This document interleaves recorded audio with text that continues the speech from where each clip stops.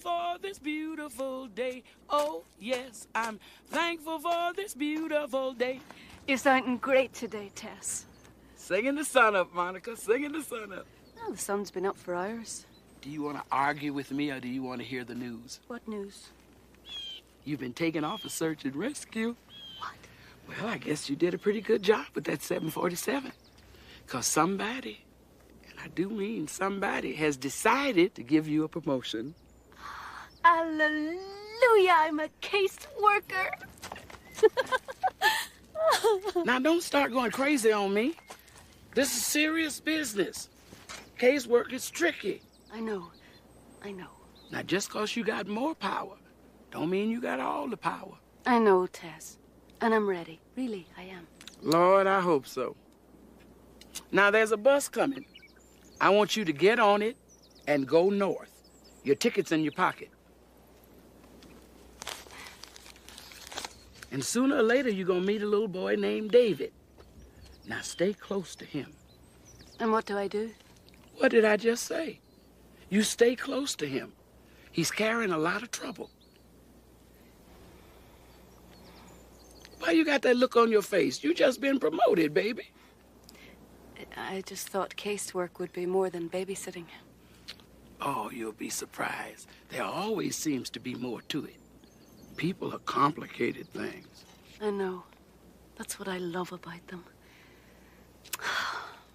How do they do it, Tess? They get up every morning and start all over again. Takes a lot of courage to do that. And they don't even know what we know. God help them. Here it comes. Now, you've never taken human form for more than a few minutes at a time before, so you listen to me. Are you listening? Yes, ma'am. Don't start eating everything you see. Now, I spent my first assignment as a food tester for one of the Caesars. Look at me. It takes a century to take it off. Do you hear me?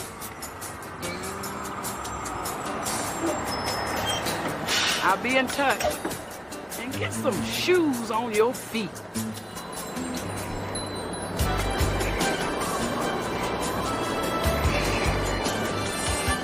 Lady, you coming or you going?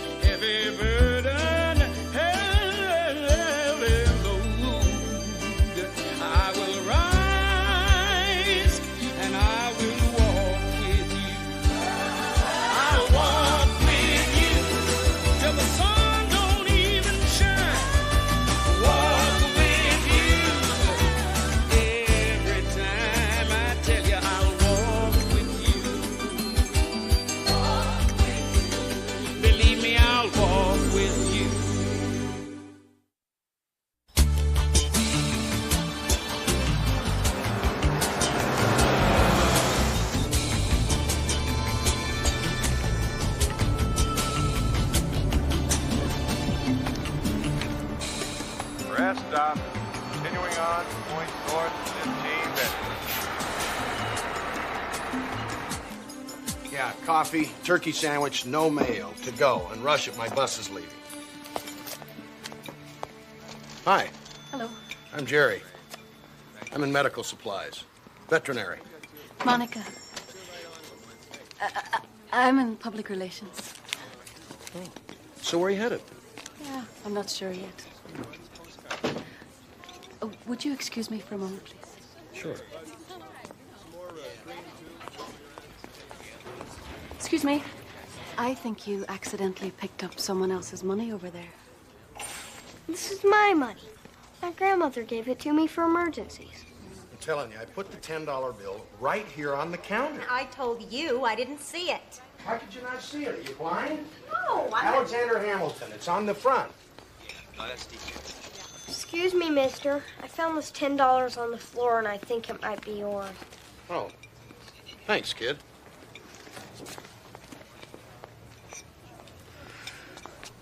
And here's a little something for you.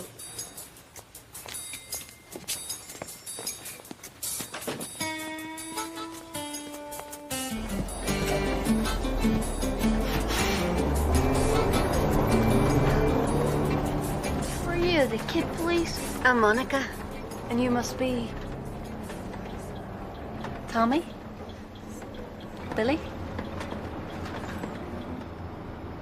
Humbert. Horatio. Algernon. It's David. David. Well, it's very nice to meet you. Yeah, well, I'm not supposed to talk to strangers. That's very wise. Did your mother teach you that? My mother's dead. I'm so sorry, David. She got killed in a car accident in the rain.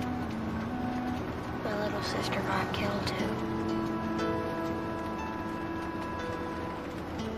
My dad's a detective, and he got sent to the accident.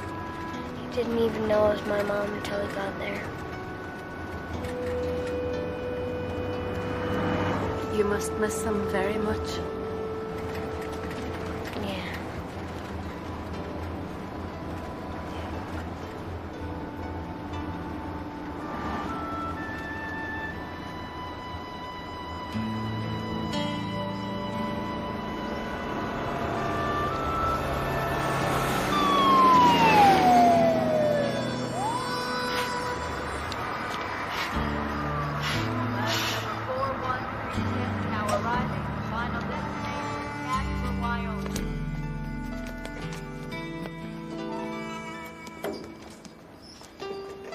Well, see ya. See ya. Bus number 4137 will be departing for Casper, Wyoming in 10 minutes.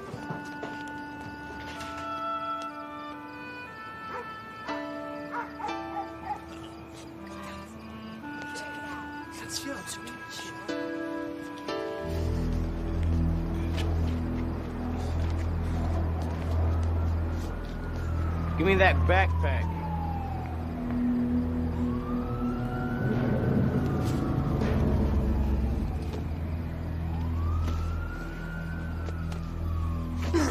Pick it up. Can't. It's heavy. What's the matter with you?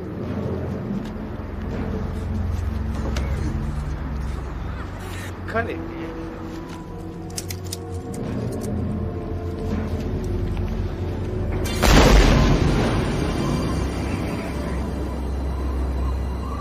That doesn't belong to you. David, pick up your backpack.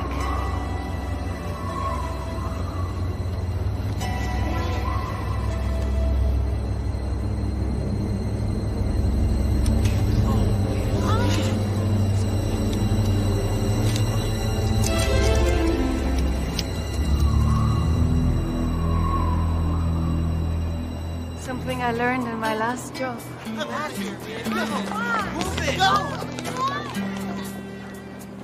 So, which way you walking?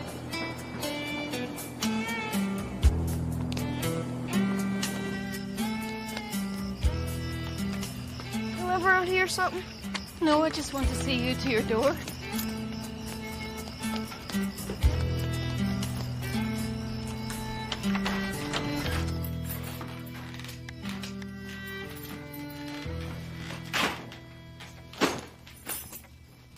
Excuse the mess. We advertised for a nanny, but nobody answered the ad. Where's your dad? He's at work. Detectives have to work weird hours and stuff.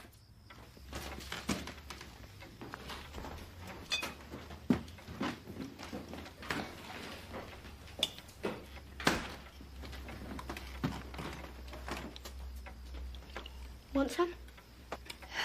No, thanks. Well, I've got the knife thing figured out.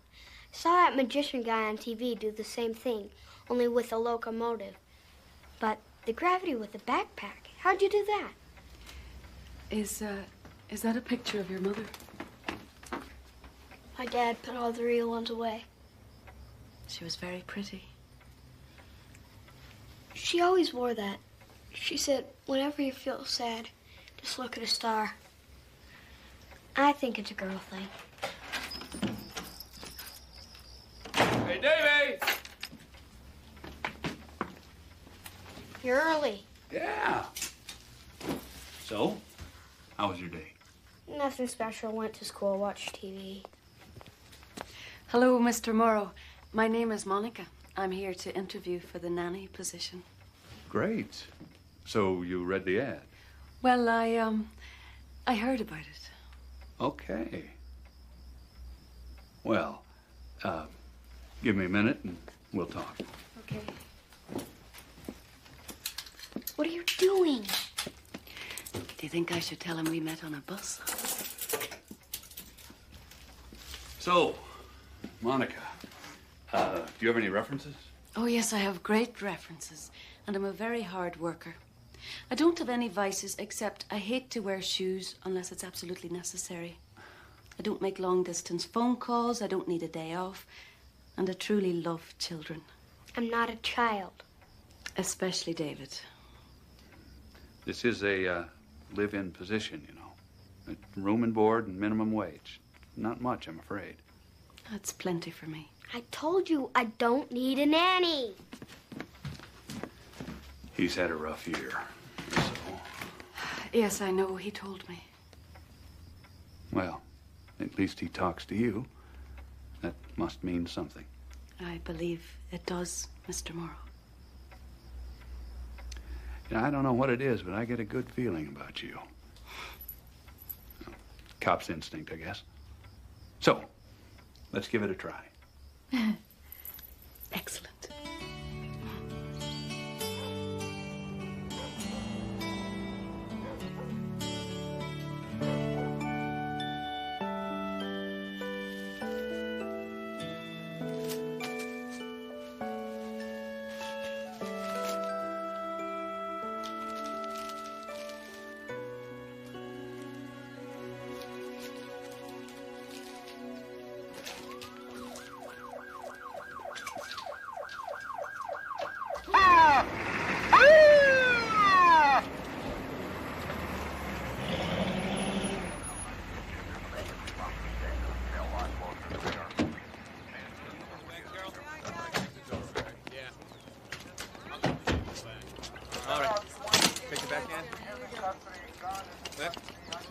Monica. Oh. What a great surprise. What are you doing here? I'm doing casework now. Excellent. Congratulations. Really, you deserve it. Thank you. How about you? I'm escorting Mr. Phelps to his reward. Wonderful man. I mean, he wanted to go this way at home, and I'm so happy for him. Adam, what can you tell me about this family over here? Father and son, Nick and David Morrow.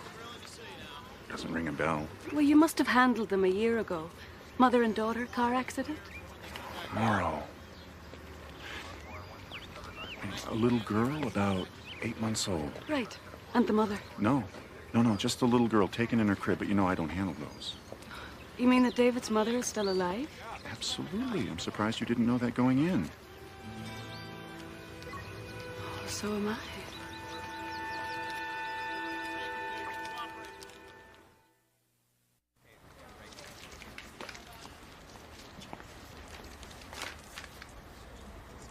I gotta go and you can't stop me. Actually, I can, but I won't. David, is there something you want to tell me before you go? Goodbye. David, what happened to your mother?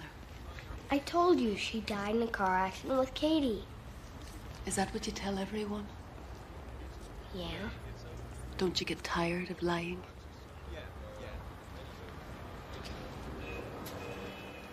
Yeah.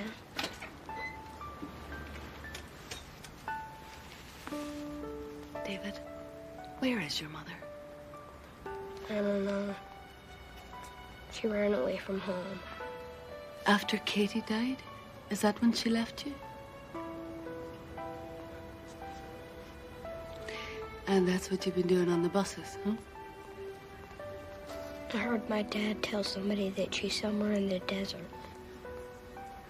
The desert's an awfully big place. I have to try. Southbound bus number 627 leaving in 2 minutes. Southbound bus, all aboard. David, I want you to trust me. You go home now, and I promise I'll find your mother for you.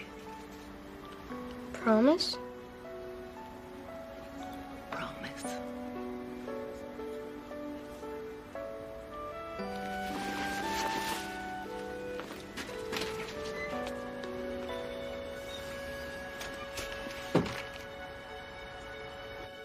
Yeah, right. No, yeah, I got to know that. Yeah. No, I got that. Just tell me what you said. Yeah. All right. Yeah, listen, he tends bar down at the Dead Dog Saloon down in the desert. I'll have to go down there Friday night and take a statement from him. Everything all right? Yeah, I tell you what, Frankie, I'll bring you back one of those beer glasses shaped like a boot. Right. Ah, I forgot to leave grocery money. No, it's not that. It's just that something has come up, and, well, I need to take a couple of days off. I'd like to leave in the morning. But you just started. I know, but it's family business. I don't know. I have this great substitute. Her name is Tess. We've worked together before, and she's really terrific. Really. Well, I guess it's better than leaving David alone. Mr. Morrow, do you know where David's mother is? Yeah. I tracked her down after she left. Down by the state line, little nothing place called Hewitt. She changed her name and her hair. She wouldn't even talk to me. I cannot tell you how hard I tried to convince her to come home, but she wouldn't listen. She just can't deal with the guilt. I'm so sorry.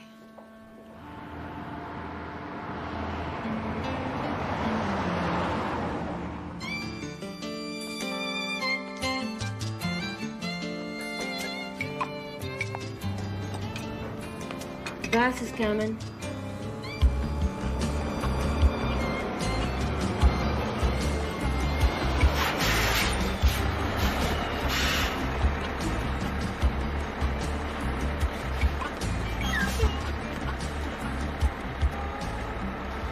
Now, before you say anything... Don't you tell me what to say or when, Miss Wings. I want to know what you're doing here. Well, I just thought... See, that's where you made your first mistake. Did I tell you to think north? No. I distinctly remember telling you to get on the bus and go north. Go north. Now, you get your little angel butt back to the city and take care of business. But I am. I'm helping David. You were told to stay close to David. That's what he needs. What David needs is his mother. And all of a sudden, my instincts were kicking and... Wait. Wait just a minute. Let me see if I understand you correctly. You want me to go back to the creator of the universe, the Alpha, the Omega, the great I Am, and explain that the words of the Almighty were disobeyed because Monica's instincts kicked in? I know how serious this is, Tess. But I have to find her. I promised David. Well, who's going to take care of him? Forget that. Oh, no. Look at her. Oh, my.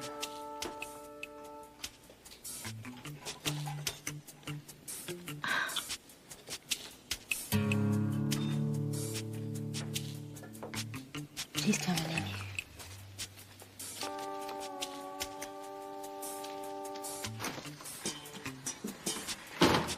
Good morning. So, this is Hewitt. And here I am. Are you meeting somebody here? No, I just heard about the town and I thought I'd drop by. Well, this isn't a town, honey. It's a gas pump and a bump in the road. There's nobody else? Just us chickens. So it's just the two of you? And Mac in the back. That's what we call him, Mac in the back. He pretty much stays there. No purse, no bag. You in some kind of trouble, honey? No.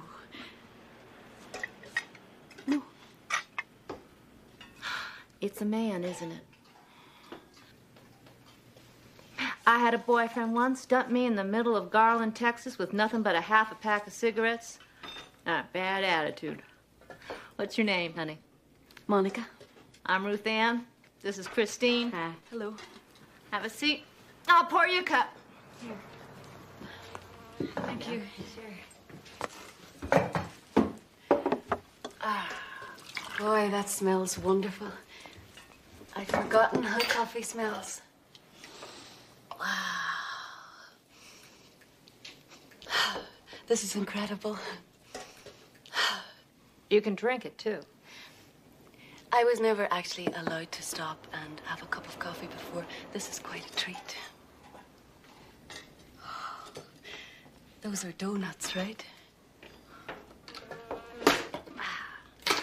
I'll tell you, honey, whoever that guy was, you are well rid of him. Would you have a room available? Oh, number 3's really nice. It has that picture of those little big-eyed kids on the wall, kind of pink, new pillows. You'd like it. How much is it? Don't worry, if you can't pay, we'll make you wash dishes.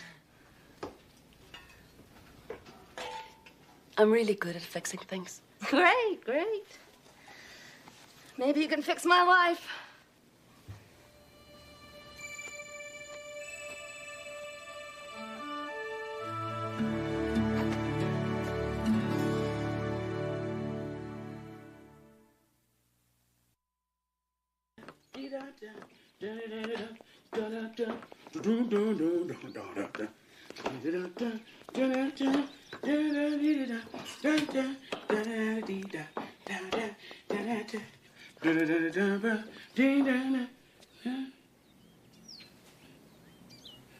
You must be little David. I'm not little. Well, I never saw adults with dinosaurs on their underwear before. Who are you? My name is Tess, and you may call me Miss Tess, and you will call me Miss Tess. I'm the new nanny. Since when? Since Monica asked me to cover for her. You're not going to give me a lot of trouble, are you, dinosaur boy? Good morning. So, I see you met Monica's friend. Yeah. Good. Look, I have to interview a witness down in the desert tonight, and it's a long drive, so I'll be home pretty late. Oh, we're going to get along just fine. Thanks, Tess. You're a godsend. See you later.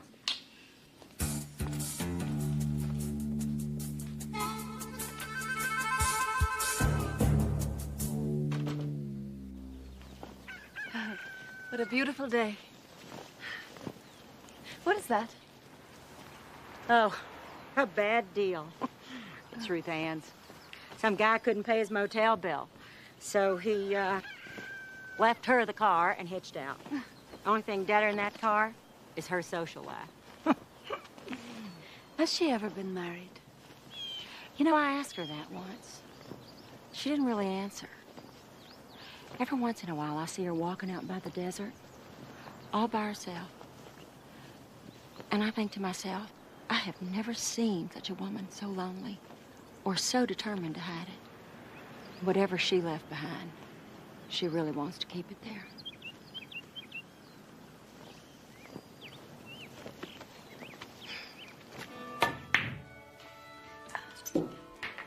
Your shot. Do you ever go out? What? And leave this paradise?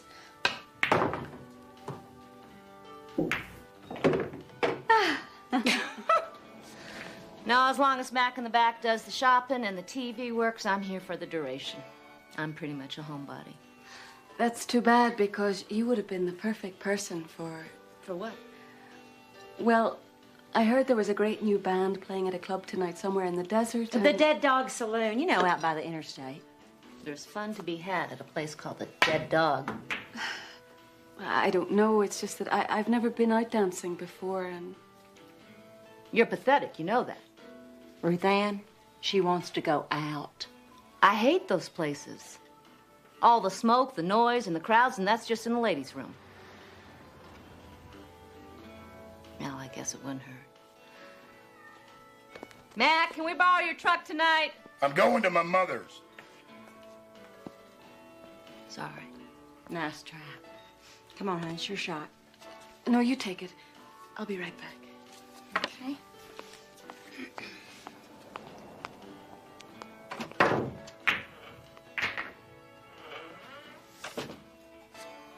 I have a new theory. She's a defector from one of those countries where they don't let women wear pants.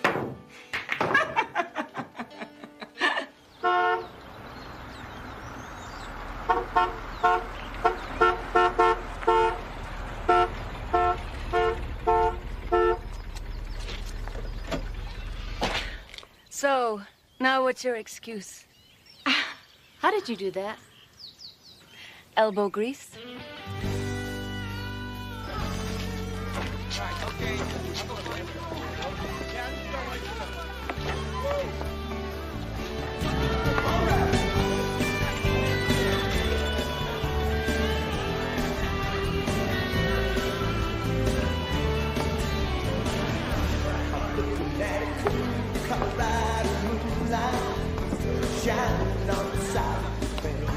Excuse me, I'd like 2 beers.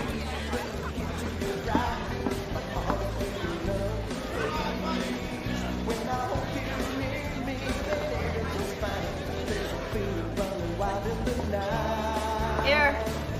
Oh, no thanks. Well, then you better go have some. Go on. Go first. Oh, no, I'm a little out of practice. Go on.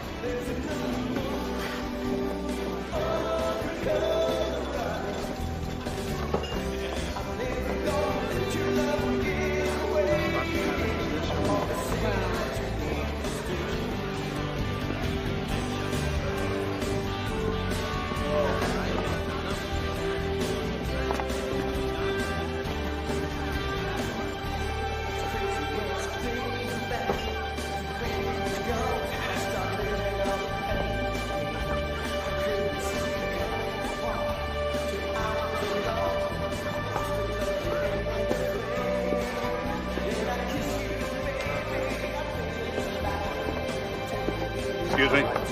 Sorry, I already have it, Dan. Police officer, Miss Russell, you're under arrest. I'd like to do this quietly.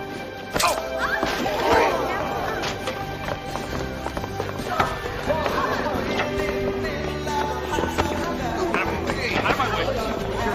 Police officer! Excuse me!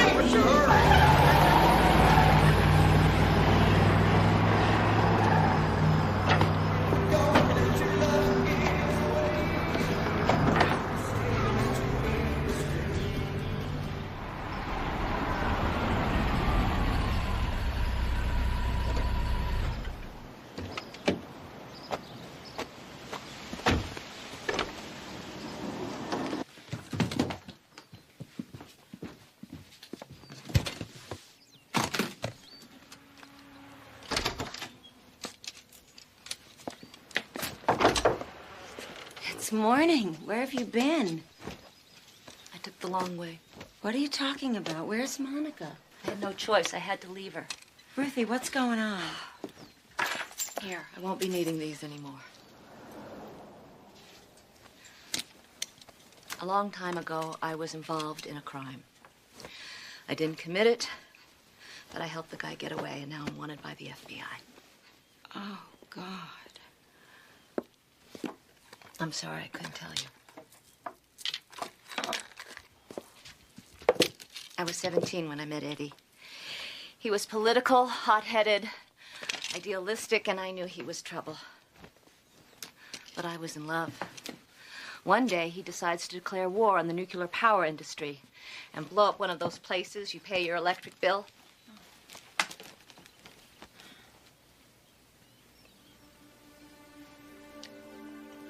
It was supposed to be closed.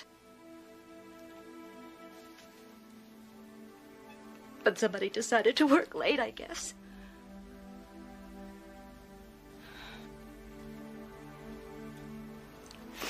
I never thought for a moment that anyone would get hurt.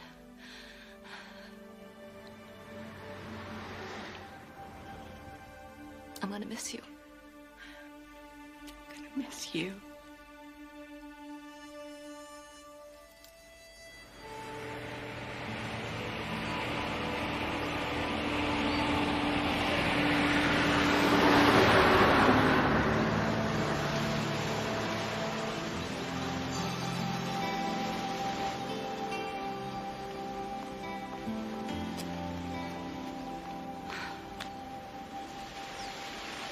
What happened last night was my fault, and I'm sorry. I thought you were someone else. Yeah. For a moment, so did I. You can change all this running. I guess. I just don't feel ready. Monica, it was nice meeting you. But if you don't mind, I'd just soon you forgot you ever saw me, all right? You don't know what you're doing. Doing the best I can.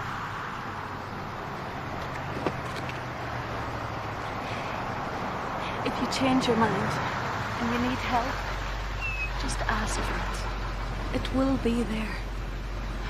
Believe it.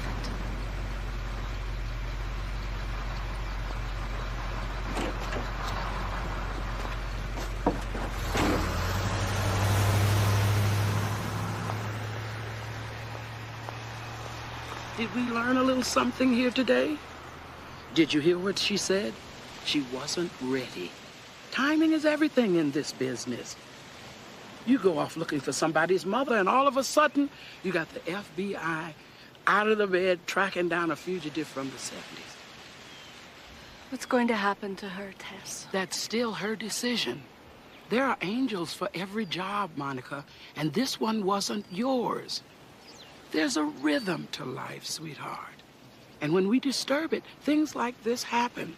Are you understanding me? Now, I've been to the mountaintop, and the word is no more fooling around, sister.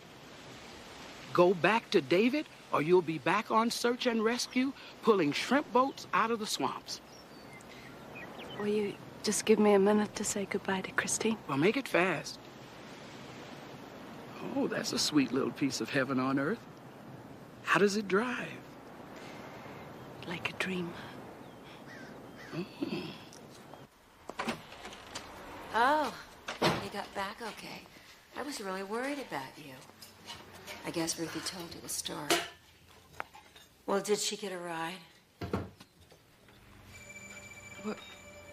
How did you get that necklace? Oh, Ruth Ann almost forgot to give it back to me.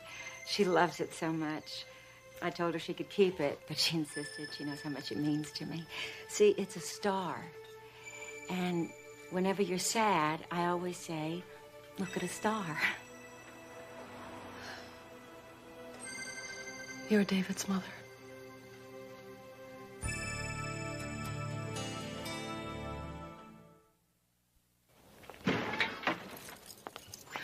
I just want to talk to you. I don't want to talk. I'm going for a ride.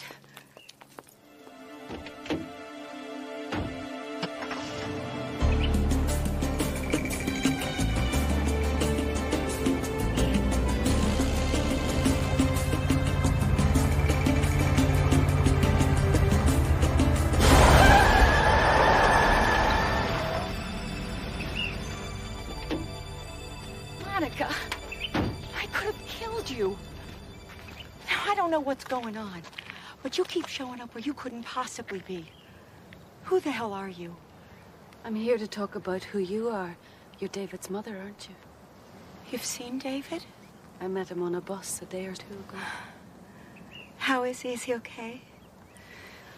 He misses you so much that it's easier for him to talk as if you were dead than to admit that you're out of reach. He mentioned his sister. Katie. Katie died in her crib a year ago. Cause unknown. And then I died. And then I left. Who sent you here? Nobody. I'm not even supposed to be here. But now that I am, I believe with all my heart that you're meant to go back. I can't. David doesn't deserve a mother like me. You can't mean that. I do. He's safer without me. There isn't a single night that I don't lie in bed and ask myself, did Katie cry and I didn't hear her? Did I turn the television up too loud? Why didn't I just walk into the room and kiss her goodnight again? It's time to forgive yourself. I can't. I'll help you. I'm an angel. driving away now. And I don't want to ever see you again.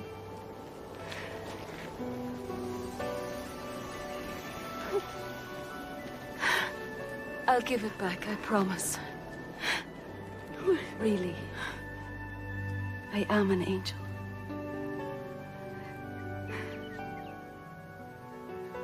You're an angel.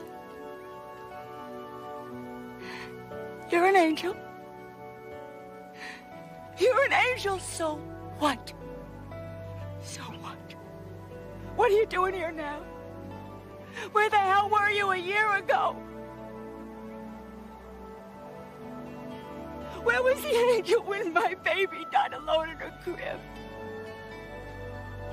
Why did an angel come down and take me out of my bed and drag me into that nursery? Why did an angel dial 911 for me? Where the hell was the damn angel then? Oh, God, why didn't you send an angel?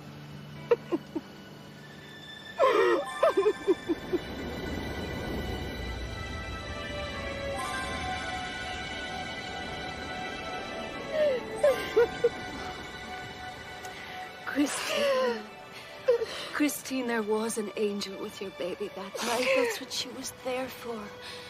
And Christine, it's the same angel who's with your baby right now and forever.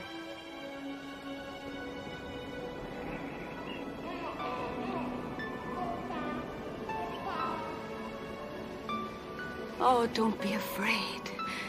God loves you, Christine. So much you can't even imagine. And so do I.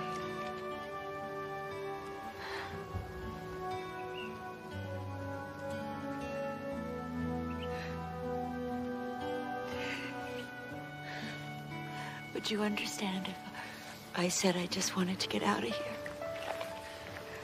No. But then again, we don't understand everything.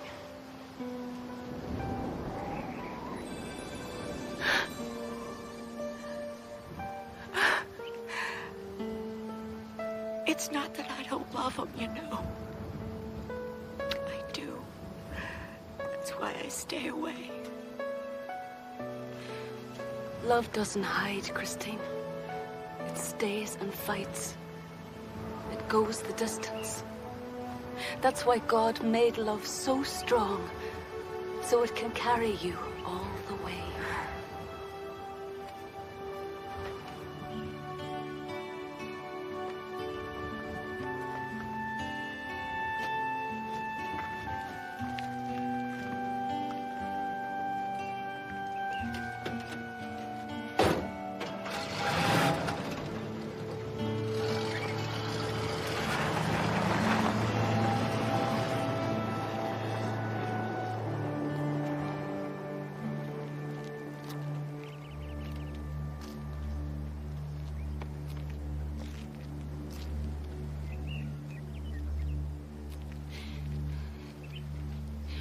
What I want to know is, why did you give me a heart if you didn't want me to follow it?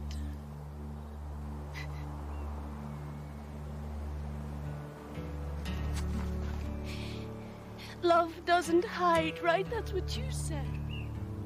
It hopes all things, it endures all things, it never fails, it stays and it fights.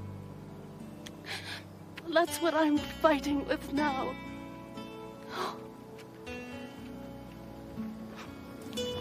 I love that little boy. Please, if I've messed things up, please help me put them back on track. Don't let that child spend one more minute without his mother. And don't let his father spend one more lonely night. Please. Please help me.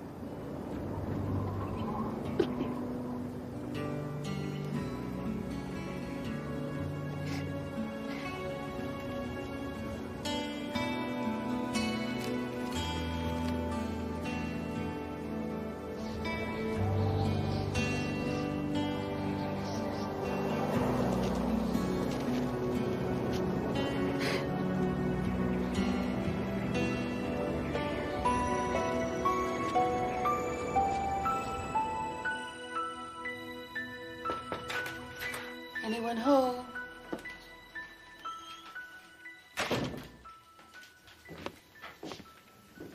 Monica, welcome back.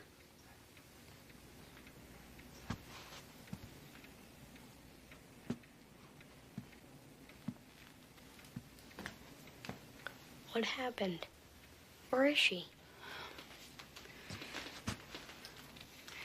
David, darling.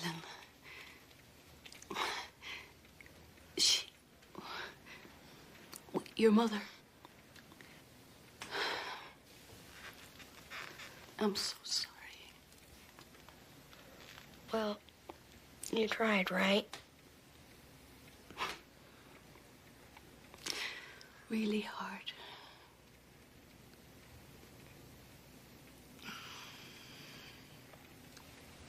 I think I'll go outside for a while, okay?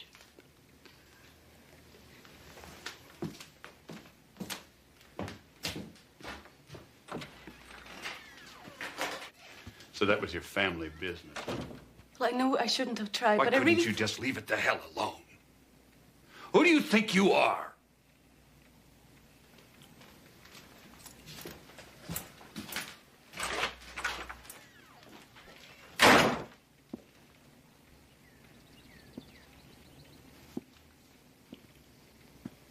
That child needed an angel to help him heal. Now that wound is wide open. I honestly don't know what to do.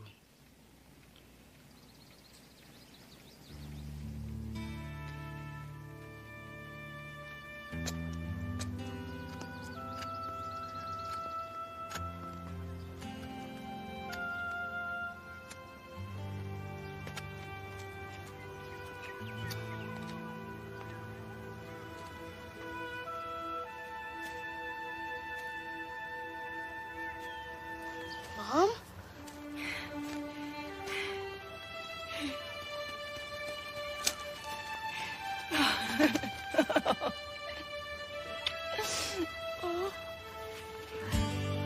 I've been looking for you. I know, sweetheart. I know. But I'm back.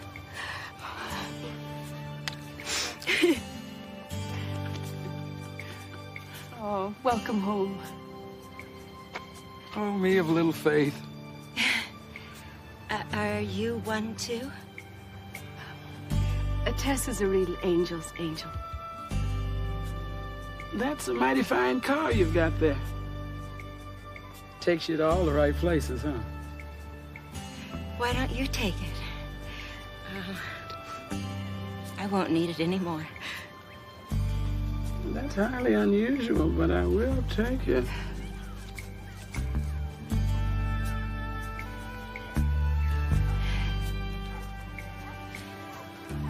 Bye, my little friend. You take good care of your mother.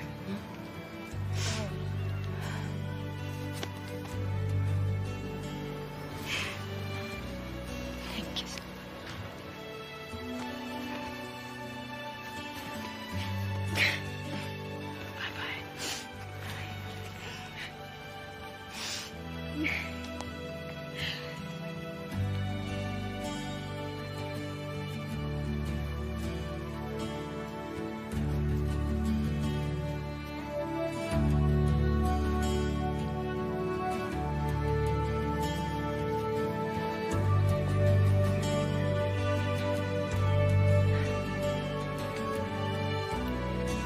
Oh, it worked. Thank God it worked. What'd you do? I did something really radical, Tess. I prayed. Now, we know that's dangerous, but if you think that gets you out of that little mess of yours, you got another thing coming. Oh, come on, admit it. I pulled it off. You and who else? My car, this is my car. And several very chancy global mutual funds. Do I really need to know all this? Honey, you are plunging into the lion's den. You're gonna be dealing with a lawyer. Well, then shouldn't I be learning more about the law?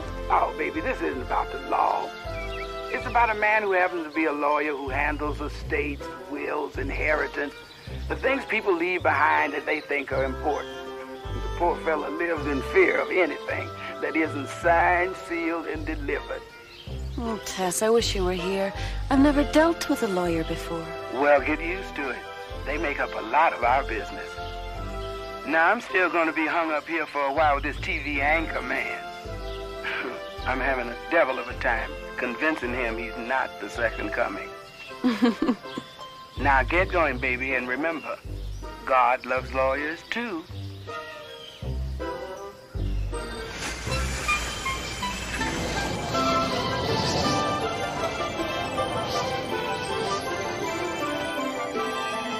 Here, let me.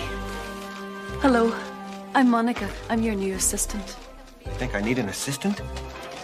They say I need one? Oh, my God. They're gonna fire me. I'm Charles Hibbert. They're gonna fire me. I don't think so, Mr. Hibbert. I'm toast. May I call you Charles? As long as I'm here, I guess. Do you enjoy state work? Have you had any experience with living wills? We're getting a lot of living wills now, you know. Living wills? No, these are fascinating. Thank you. They're all authentic. This is an actual mortgage payment check signed Ernest Hemingway.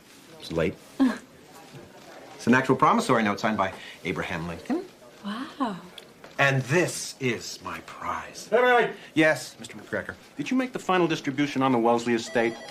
Yes, I just tracked down the last heir a minute ago, a distant niece. Well, what are you standing here for? Chop, chop. I want this case closed yesterday. Take what's her name and show her the ropes. Flipper! Yes, sir, Mr. McGregor. I'm definitely fired.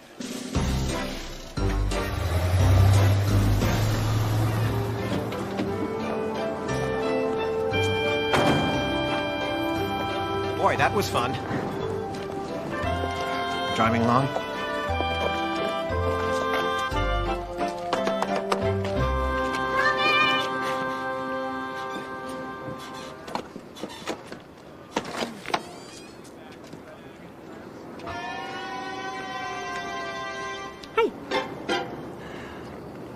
Robin Dunwoody? Yo. My name is Charles Hibbert. I'm a lawyer with McGregor and Will. We represent the estate of your late Uncle Wellesley. I don't have an Uncle Wellesley. Actually, you do. No, I don't think so. Not a grape. Miss Dunwoody, whether you remember your Uncle Wellesley or not, he remembered you in his will. May I see some ID, please? I have an Uncle Wellesley.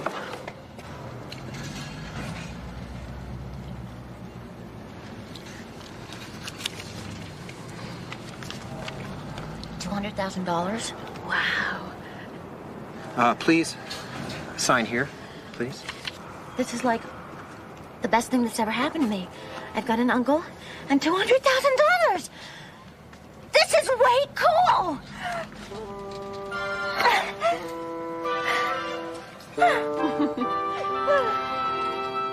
Oh, look at that signature, huh? Big round O's, curly Y. She'll probably put it in straight savings at 2.25%. I think she's rather nice. I'm glad that we met her. Well, I'm just glad I finally did something to get on McGregor's good side. Oh, Mr. Hibbert? Yes, Mr. McGregor. I'd like you to meet Robin Dunwoody. She's been out of the country until recently. Robin Dunwoody? Yeah, you idiot. She's Wellesley's niece. You gave the money to the wrong woman. Oh, dear.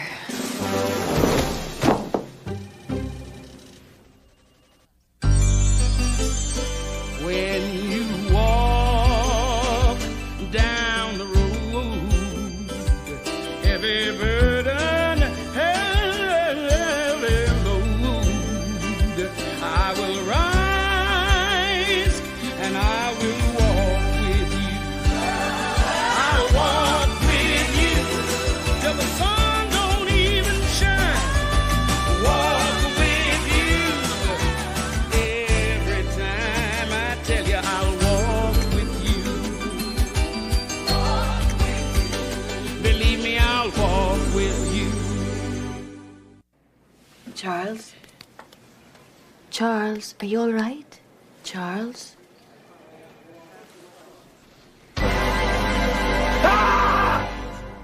Oh, Mr. McGregor, I don't know what to say. I do. You're fired. Thank you. I'm going to sue you for every last dollar. Miss Dunwoody, please, let's not get precipitous. Can't we just stop payment on the check? It's been cashed. Oh, God. Then all we need is to ask the other Robin Dunwoody to return the money. Then Miss Dunwoody here can have her inheritance and Mr. Hibbert can get his job back. Oh, I wouldn't bet on that. How can he get the money back if he doesn't work here anymore, you idiot?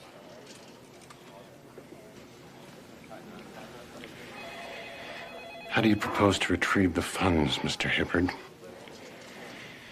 Well, just give us a chance. I can tell that Charles has a plan brewing right now as we speak. Get the money. You can have your job back. Thank you, Mr. McGregor. I assure you, nothing like this will ever happen again. Never in my wildest dreams did I imagine that another Robin Dunwoody would...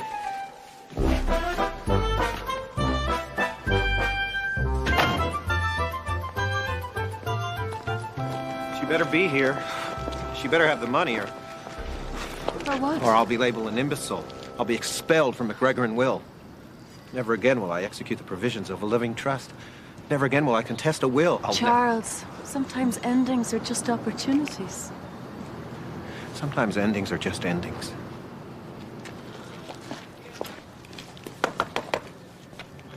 Miss Dunwoody, I need to speak to you. It's urgent. Miss Dunwoody, it's Charles Hibbert. There's been a slight mistake. She don't live there no more.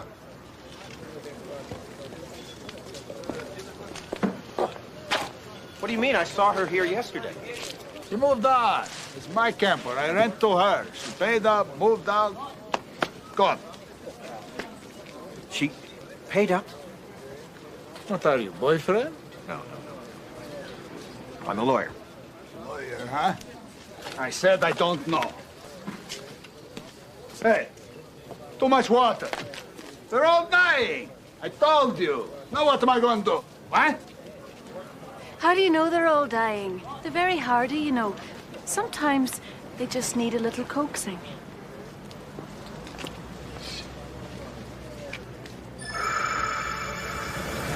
Dying is dying.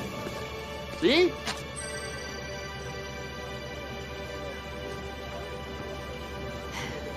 I bet a bunch of these would look nice in Robin's new place.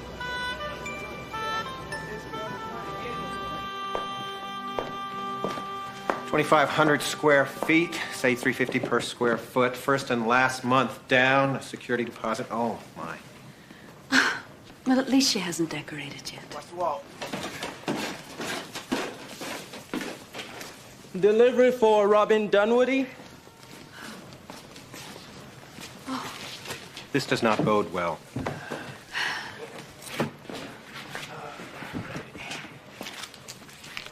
Sign here, please. Thank you.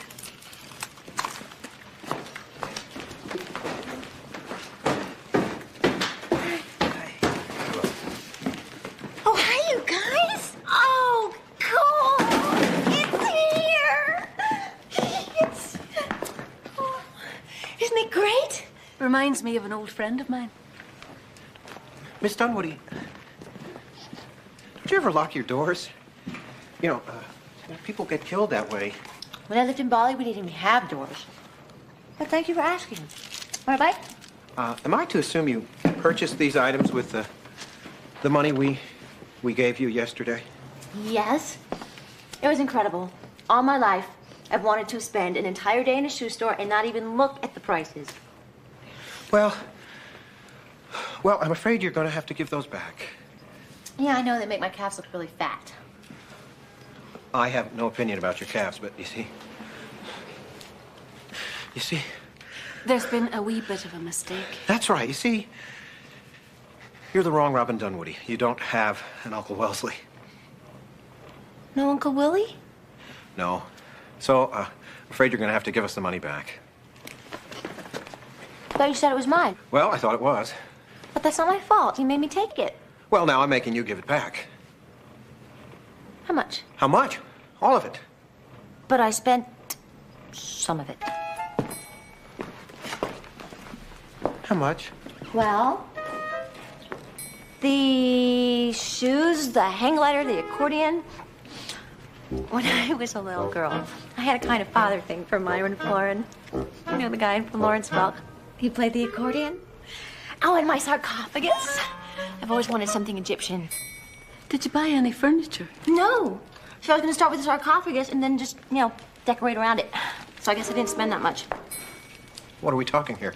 Well, 70,000.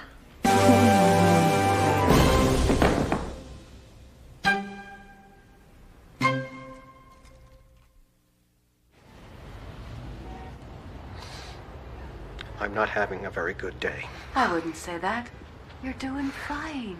Would you like some chamomile tea? It's very good for the nerves. I don't want any tea. I want my $200,000 back. How about 130? I want it all. I want it all. I want my money back. I thought it was Uncle Wellesley's. You don't have an Uncle Wellesley. It would have been nice to have an uncle. Or something. Even somebody twice removed. I haven't had a lot of experience with relatives. Well, you're going to have a lot of experience with prison if you don't get that $200,000 back. Hey! You made me take it! God, I said I didn't have an Uncle Wellesley. You said, yes, you do. I said, no, I don't. You said, yes, you do. So here's the money. Here's the rest of it. You've been carrying this money around in your purse? What does it mean when it's faster than you can blink? Miss Dunwoody. Call me Robin. Robin, I know how disappointed you are, but you see, Mr. Hibbert really needs to recover the entire amount of money. I know, and I would give it back if I could, but I told you I spent it. Well, then we'll just have to return everything. Everything? Yes, everything. I need a hand to put it away. I can't think about yesterday. I wanna see which way to go. Just get me to tomorrow, Sunday. I'm gonna find my way out.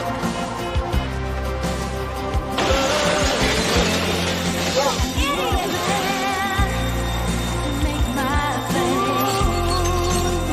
Get me to the next day. Got to see the way it goes.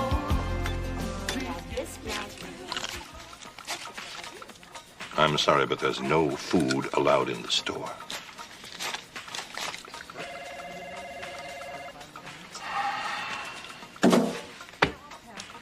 How on earth could one person buy so many shoes, so many ugly shoes?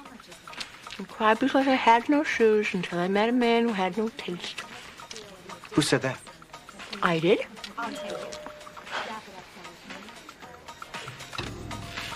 What are you doing, girl? You're not going to start prancing around in these sexy things, are you? No. Tess, isn't it amazing the different ways people think of to protect their feet? That's nothing. Look what they think of when they start trying to protect their hearts. Charles? Poor dear. I can't even see his heart from here. Then you just got to get closer. Let me see that one. Which one? Over there. That little red number. I could really do some damage in that. And 4. There you go, $1,254.62. Wait a minute. There's a pair missing. Oops.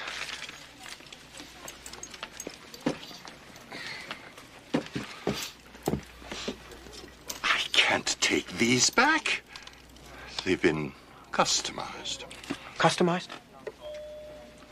This is what they should look like. Hers have been ruined.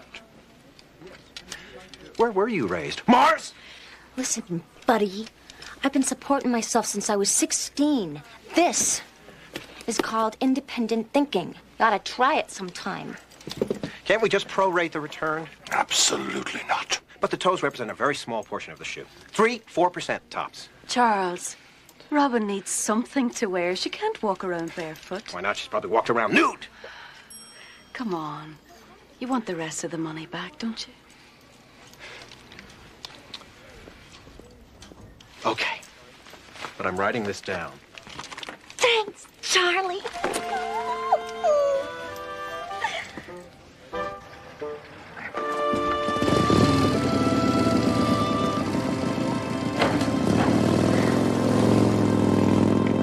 See that building over there? Yeah. I was gonna rent that. Go into business. Oh, dear. Maybe someday you still can. What will it be? A combination laundromat, disco. You know how single people are always going to laundromats? I mean, what better place to meet other singles, right? You have a drink at the bar while you wash and you dance while you dry. I was gonna call it splash dance. Why don't you just call it dance and dry? Oh, that's cool. I'll think about it. What could you have possibly bought here? Nothing. I paid off my ex-boyfriend's bookie. Maybe Smokey will give it back. Bookie? Maybe we should just forget about this one. How much did your boyfriend owe? $17,000. $17,000? Yeah, $17,000. Hey, Smoke Man. Hey. Who's the new boyfriend? I am not a boyfriend. Robin, you married this? He's not my husband, Smokey. I just came to get my money back. You got anything to eat? What do you mean back? Well, you see, the money wasn't really hers, so it wasn't really hers to give away. And so that's supposed to make me give it back? You know, bookmaking is illegal. So is putting jerks in comas. Tell you what. One game, stripes and solids. Give me a break. Oh, come on. Just a friendly game. You don't seem very busy. I would have taken you for a lot of things, Mr. Smokey. But a chicken isn't one of them. Okay, babe, you're on. Your break. Solid. Stripes and solids. Smoky.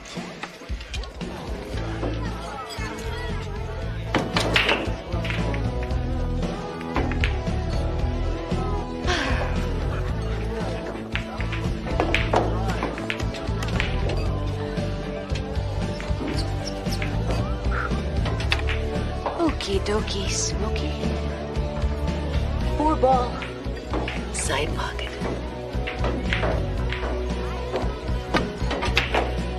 And the 6 ball left corner. Not forgetting my favorite. Number 7 in that corner.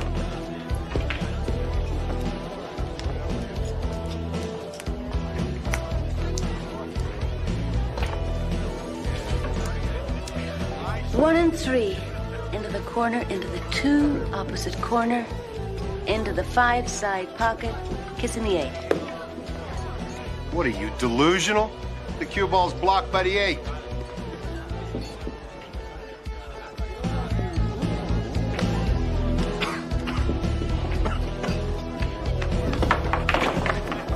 Oh!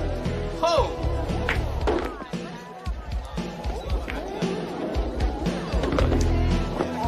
Whoa! Where did you ever learn to play like that?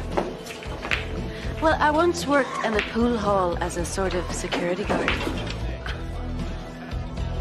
I've been looking for a woman like you. I'd give anything to learn how to make a shot like that. Really? How about $17,000? Right. Oh, come on. With a trick shot like that, a betting man could easily make that back in a night. Tell you what. I'll have the money by 3. You show me this shot, I'll give you the money. 3 a.m. here? That's when things just start warming up, dude.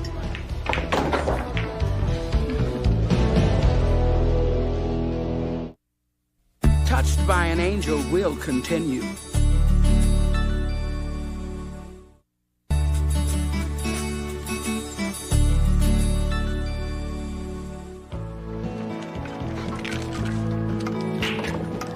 He's not giving the money back. I'm gonna die here.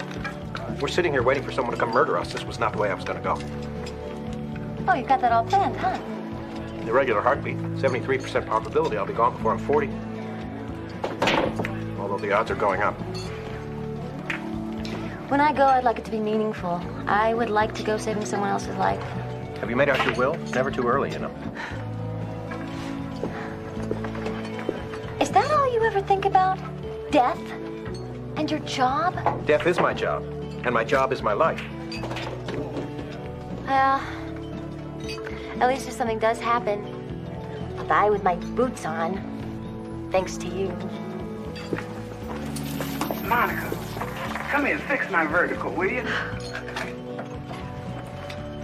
How's life on the 6 o'clock news? My anchor man. That boy's gonna end up doing the farm report in Peoria if he doesn't start listening to old Tess. But please, don't get me started. How's your lawyer? Did you hear what he said? He has a heart problem. He could die. Yes, I heard what he said. When are you going to learn to stop hearing and start listening, Miss Wing? Is he dead? What do you mean? What do you mean, what do I mean? Look over there and tell me, is the man dead? Well, no. Don't you be worrying about how much time he's got. That's all taken care of. You just worry about how he spends it. And with whom. Robin? She's got the cure to that man's real heart trouble. Robin? The Lord, he moves in mysterious ways.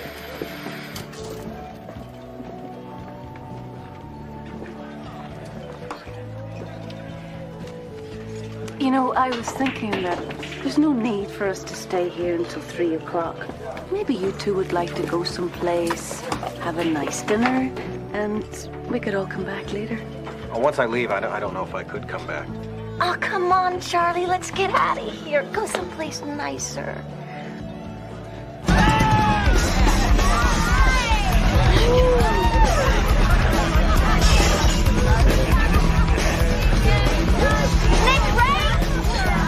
Oh, yeah, much better.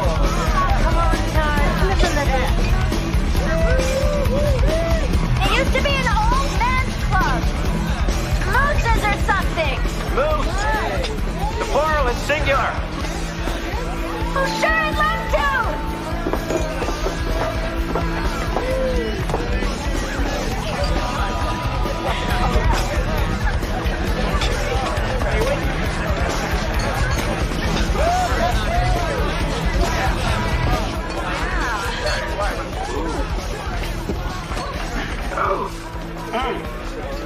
I can't help but wonder which one of those kids I'm going to see later in Traction.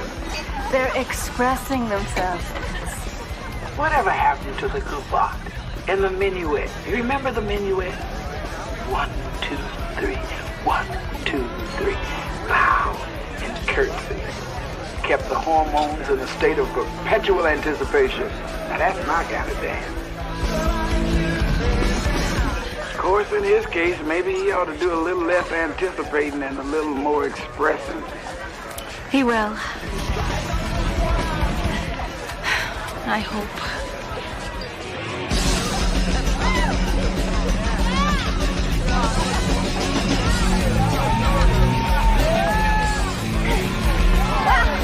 Charles, you're a madman out there. Am I? Yes, you're wearing me out. I took an Arthur Murray dance class once. It was free. Come here.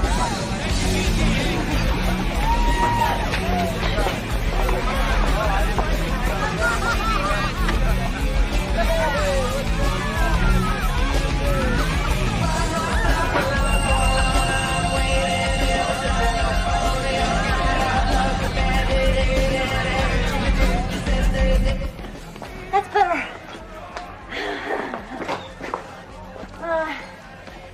It doesn't look like we're gonna make out. What? I'm hungry, aren't you? Are you always hungry? Wait a minute. Wait a minute. Yes!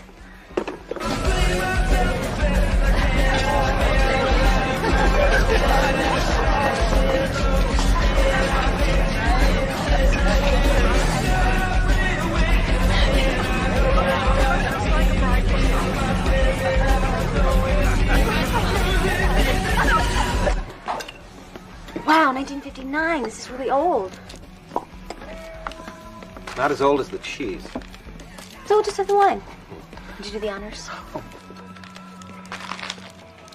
Can I ask you a question? What do you spend your money on? Because I know you don't spend it on going out to clubs or on clothes Or sarcophagi. Sarcophagus, Latin, plural, suffix. You think I'm nuts? I think. How could you spend $17,000 to pay off somebody else's debt? Okay, I never picked the right guys, and Tommy was definitely one of the wrong ones. But this time, I even picked the wrong horse. Randy Robin. And Tommy lost. So I paid it back. Sometimes you just gotta do what feels right.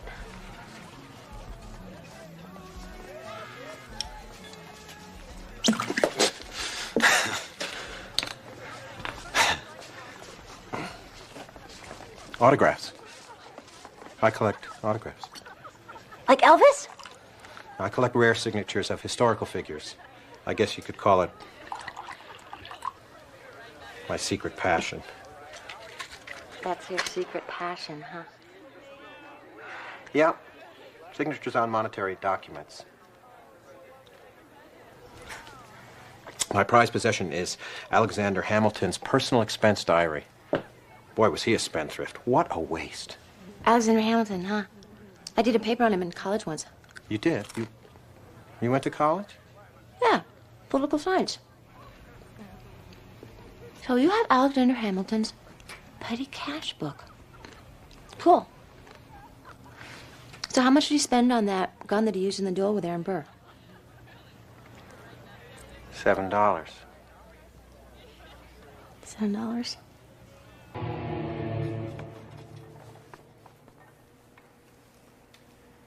I thought you said it warms up here. Depends. So have you got the money? Oh, yeah.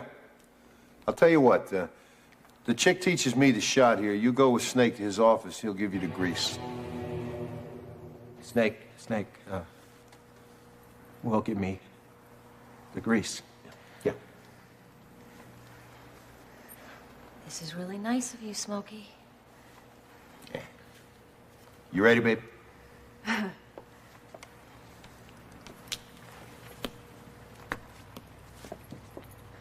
Well, I'll just go transact my business with Mr. Snake. And I'll be right back. It's really very easy if you're at all familiar with quantum calculus as it pertains to geometry.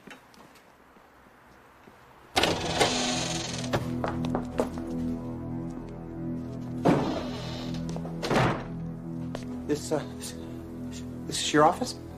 This is where I transact my business. I'm never going to see that $17,000, am I? Snakes. Interesting name. What was that, Welsh? Hey, you don't want to go in there. Oh, but I think that I do. Snake, I'm very disappointed in you. The least you could do is give the man a fair fight, you know, give him a chance at least. Well, this should work. This should do. With a few modifications.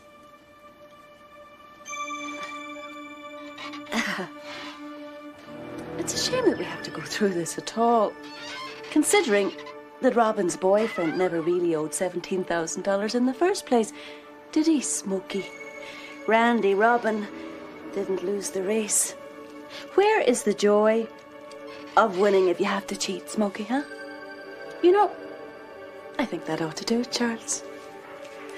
Unless, of course, Smokey here wants to hand over the money. I think you'll find it in your back pocket.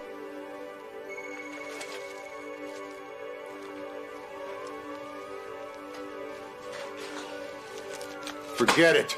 Come on, Snake, let's get out of here.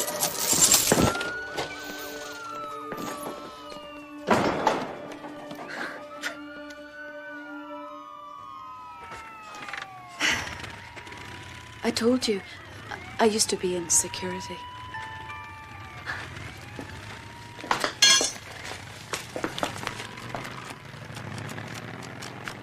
Well, it's there.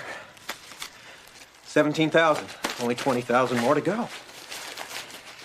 I can't get it. What do you mean? It's gone. I can't get it back. I'm a lawyer. I can get anything back. Look, what if I took out a loan or something and paid the rest back a little at a time? Mr. McGregor wants the money back today. In 6 hours. What did you buy? A petting zoo? 3 years of psychotherapy? Or did you just bail another boyfriend out of jail? I can't give it back. I just can't. I'm sorry.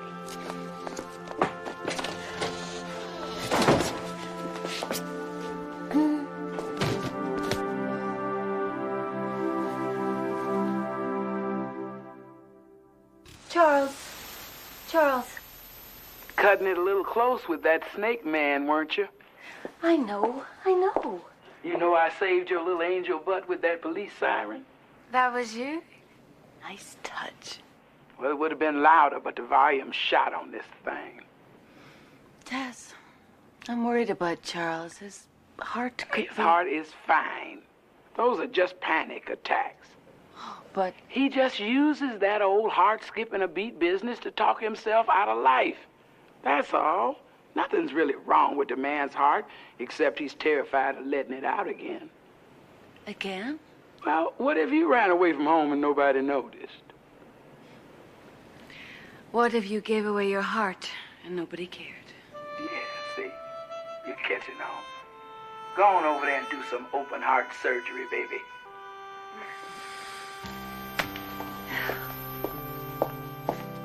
Charles.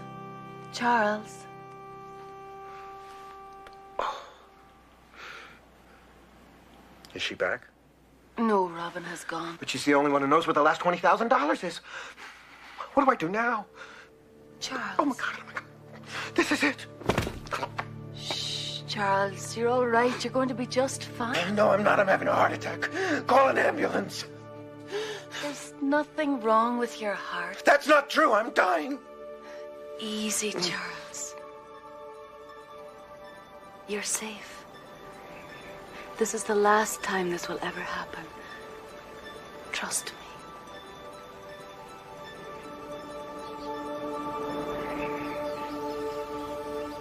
This isn't one of those near-death experiences, is it? In a way. But where's the tunnel? Did I miss it? You weren't that close to dying. And you're... An angel. That would be consistent with my experience. And what you said about my heart? Is true. You're fine. I'm not dying? No. All your life you've been afraid of life. And if you hadn't convinced yourself that you were dying, then you'd decide you were too fat or too short or too anything as long as it could convince you to hide. But God made you, Charles, and he knew what he was doing. You're not too anything, except almost too late.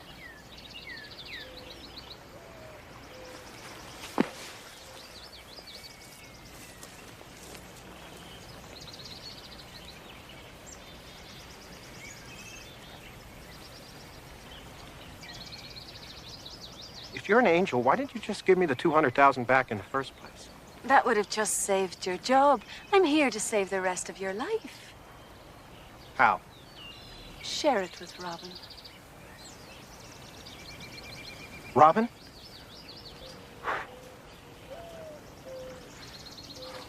Oh, I don't know. What do you mean you don't know? I'm an angel. I know about these things. She's absolutely wrong. She's wild. She's unpredictable. She doesn't have any major medical or any kind of retirement package. She's impulsive and... And I'm gonna miss her. I don't even know how to find her. Where would you go if you were hurt? I did hurt her, didn't I? Do you remember the Christmas that you ran away and a nice lady came and helped show you the way back home? You? No, my friend Tess, but can you remember where she found you? I was hiding in my secret hiding place under the 11th Street Bridge. Everybody has a hiding place. Robin said she used to hide.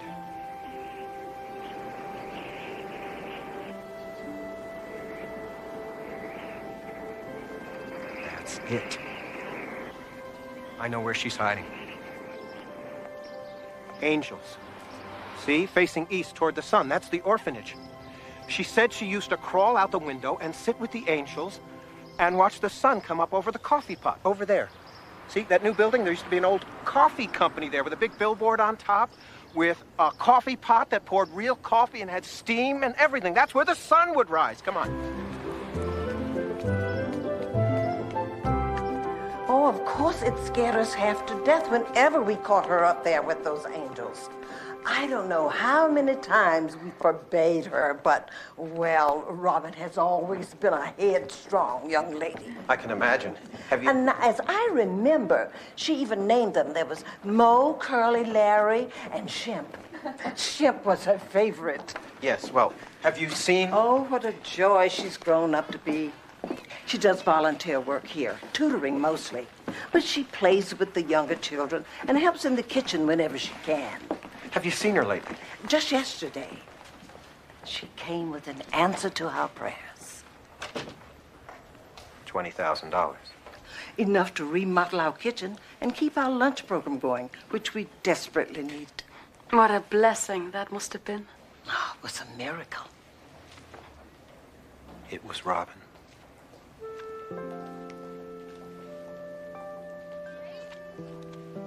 Now, what can I help you with? Well, we were just wondering if Robin... Well, actually, we don't need anything. Thank you, sister.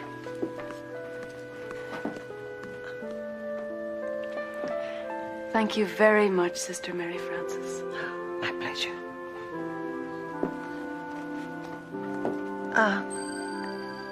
Have we met somewhere before?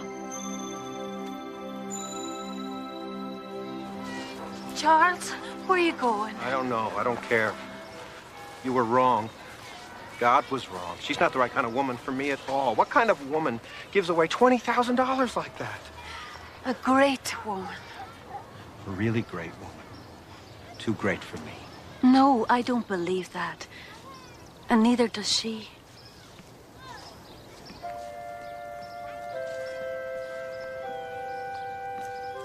When did a living will ever make you feel like that, hmm?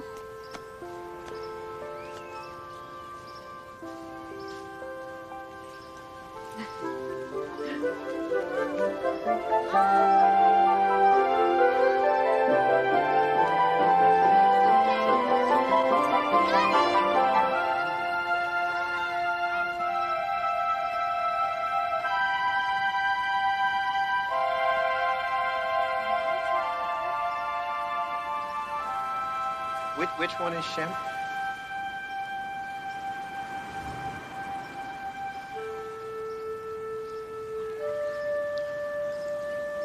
This one?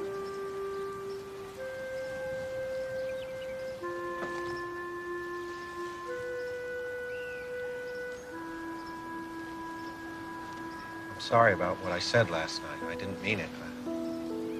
I just got scared. I don't blame you. You could lose your job. Doesn't matter. I'm quitting.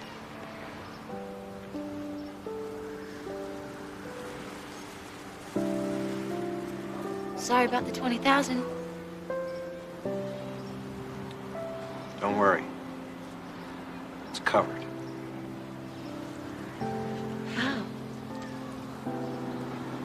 gonna sell my Alexander Hamilton expense book. You don't have to do that. Sometimes you just gotta do what feels right.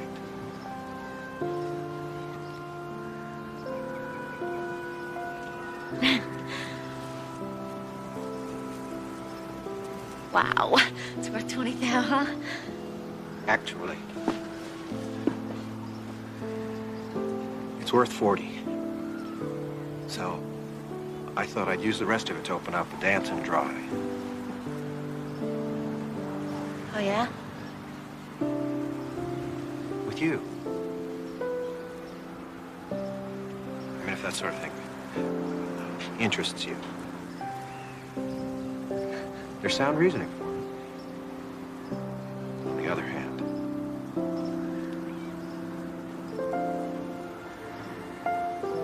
I love you.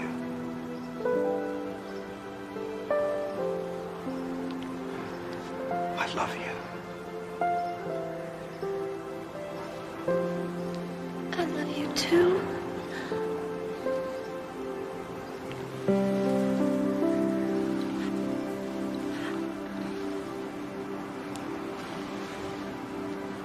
Stay up here.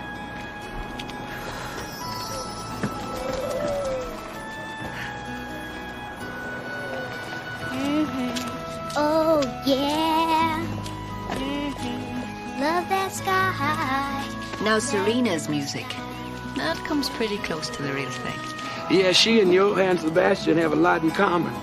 You give them a little glimpse of heaven, and they're off and singing. But some people, you can put heaven right smack in front of them, and they still can't see anything to sing about. Thanks, Wayne. I forgot that. Think, Joey. Well, why don't you come with us? I have to go to work, you know that. But Joey, I'll see you at 5. we'll come back before 5 because it gets dark at 5. You gotta stop this, you know it? Come on, Joey, we're gonna be late. So he's afraid of the dark, huh? The only light in that little boy's life is his friend. But light is a powerful thing, baby. And the light from that little girl is going to reach into all the dark corners of Joey's life. It's going to strengthen his faith. It's going to illuminate his brother's soul. That light has got to shine brighter than it's ever shone before it goes out.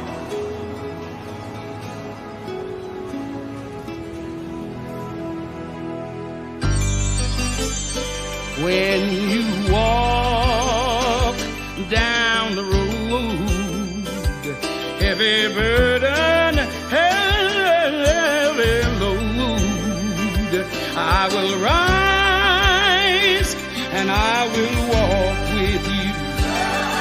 I'll walk with you till the sun don't even shine. Walk with you every time. I tell you, I'll walk with you. Believe me, I'll walk with you.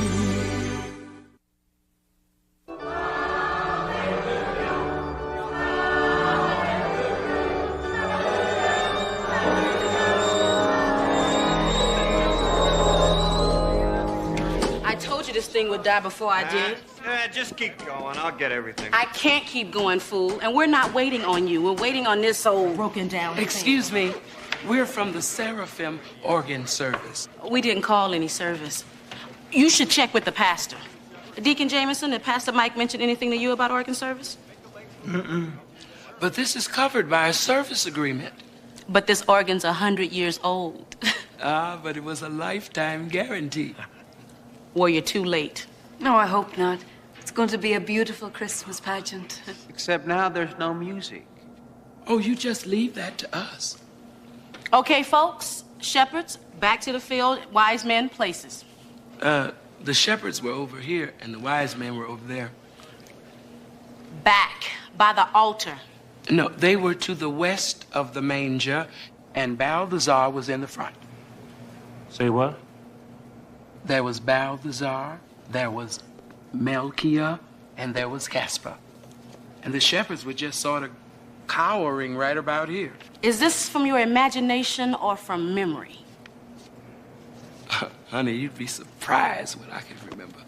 Well, sister, if you think you know what's happening, then why don't you just lead the band? Well, if you insist. All right, wise men go over there. Shepherds, come over here. And get closer together. Alto's not so... Here, let me help you with that. These things can be tricky. Thanks. Oh, you're gonna make a beautiful angel, Serena. I can't wait. Hey,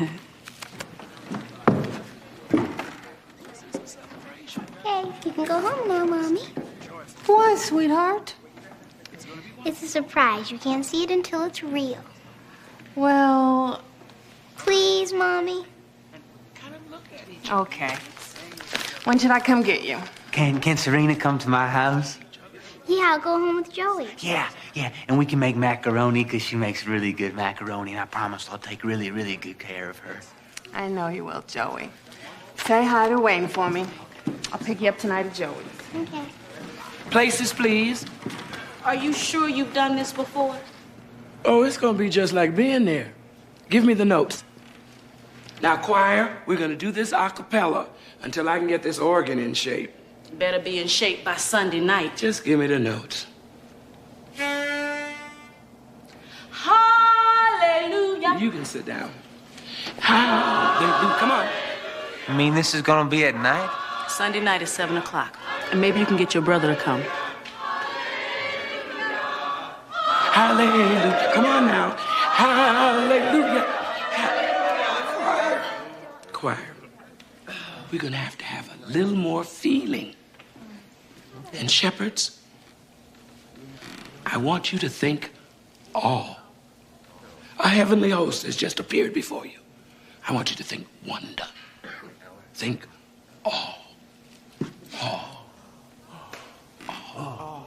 Yeah, that's good. That's good. Action.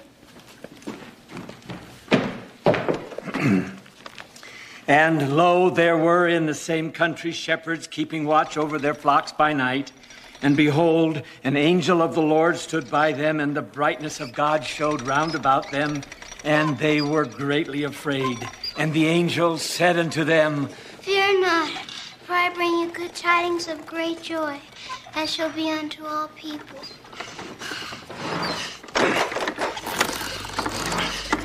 Harry. Serena? Serena! Harry, bring her down! I can't! Bring her down! Harry, be careful! Bring her down! I'll get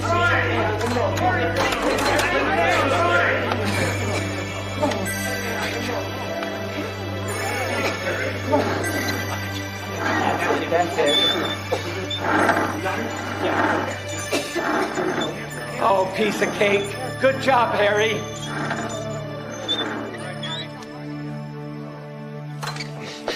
I can't breathe. Oh, here, give her some air. Give her some air. I was scared, Serena. I was scared. You're gonna be all right, honey. Do you want me to call your folks? I'm okay. It's gonna work, isn't it? Sure. I'm not gonna let you down, honey. I gotta fly. She has to be the angel. Oh, you'll fly, honey. Because you're the only angel we got.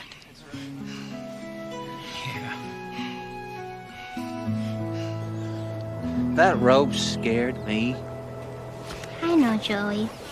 But I'll be okay. I don't think you should go onto that rope because it's too scary. I have to, Joey. It's my only chance to be an angel. Well, you can do it next year. I'll be too big by then, Joey. I have to do it now. What do you mean the pipes are dirty? I mean they're dirty. A whole lot of hot air has been blown through those things. Serena, look what you forgot. Mr. Beans, thanks. Is someone coming to give you two a ride home? Yeah, before it gets dark, because I have to be home before it gets dark. It's not getting dark, is it? No, not yet. Wayne's coming to pick you up, right? I think so. I said, I'll see you before it gets dark. Oh, I can't remember. What if it gets dark and he doesn't come? I have to be home before it gets dark. It's not that he's afraid of the dark. He just doesn't like it very much. Why don't I give you a ride home, Joey? And Tess can wait here just in case your brother shows up. You see that big red boat over there? That's my car. And not everybody gets a chance to ride in that. Wow.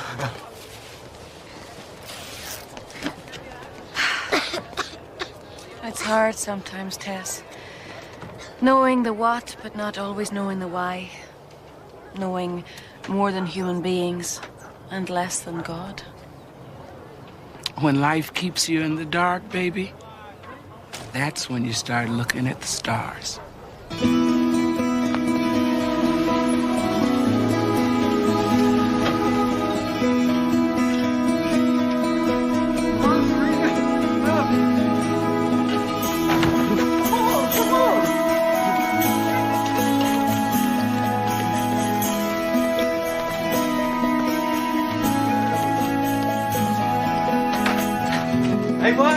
Hey, Wayne, I'm home. Don't pick me up.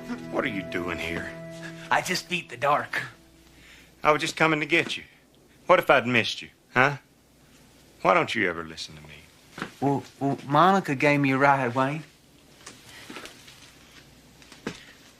Thanks. Hi, Wayne. Hey, Serena. Joey and I are going to make some macaroni, okay? Okay. Come on, let's go. Would you like to come in? I'd love to. Could I get you something? Oh, no, thanks. Hey, Wayne. Wayne, the stable fell over. Can you fix it? Because you got lots of wood and hammers and stuff. Come on, Joey, let's go. Come on. I have a lumber yard in town. Uh-huh. If you don't mind me asking, what are you doing around here? I'm working on the organ at the church. I hadn't been there in a few years. That old thing still pumping? Just barely. We're hoping to have it fixed in time for the pageant. Are you going? No, I'm not a Christmas kind of guy. Everybody loves Christmas. Well, we keep it kind of low-key around here. What do you mean? We don't make a big deal out of it. When our folks were alive, you know, our mom went all out every year. But I don't have time for that stuff. What about St. Patrick's Day or the 4th of July? Do you celebrate those? You know what I celebrate? Serena, you got everything you need? Everything's under control. I celebrate every day that goes by that Joey doesn't break something, or spill something, or rip something, or hug somebody too hard, or scream his lungs out because it gets dark when he wasn't looking. That's what I celebrate. And when it happens, it usually doesn't last that long. Thank God for Serena. At least she takes him off my hands once in a while. She doesn't let anybody tease him or hurt him. She's probably the only person that can really handle him. Maybe that's something to celebrate. Wayne, I learned something about Serena today that I think you should know. Her heart, right? I heard about it. Some sort of defect. It's a viral disease. It's incurable.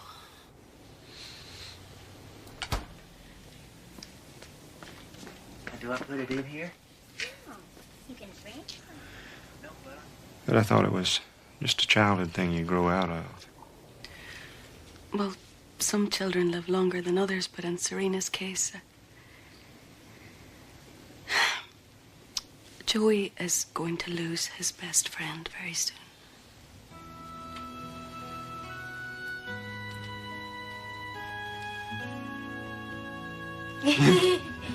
Just kidding.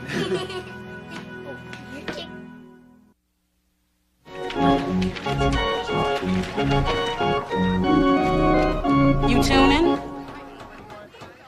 I'm testing. Well, look, nobody touches that organ except me. My grandma Edna played it, my mother Edna played it, and this Edna plays it. It's an Edna thing. How can I fix this organ if I can't try it out? Well, you can fix it. I just don't want you lingering. You know what I mean.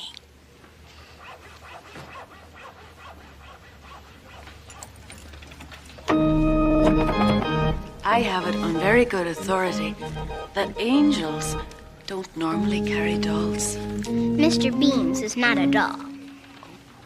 Well, maybe Mr. Beans could qualify as a cherub. What's that? A baby angel. Mr. Beans is not a baby. He's older than I am. In fact, I promised him that he could fly with me. An angel keeps her promises, doesn't she? Always. I don't know about this pulley. Seems dangerous. Serena's got her heart set on it, you know. You can't give children everything they want, Harry. That's right. I can't give her everything she wants. I can't give her a healthy heart. I can't give her another year to live. I can't even give her another month. But I can give her Christmas.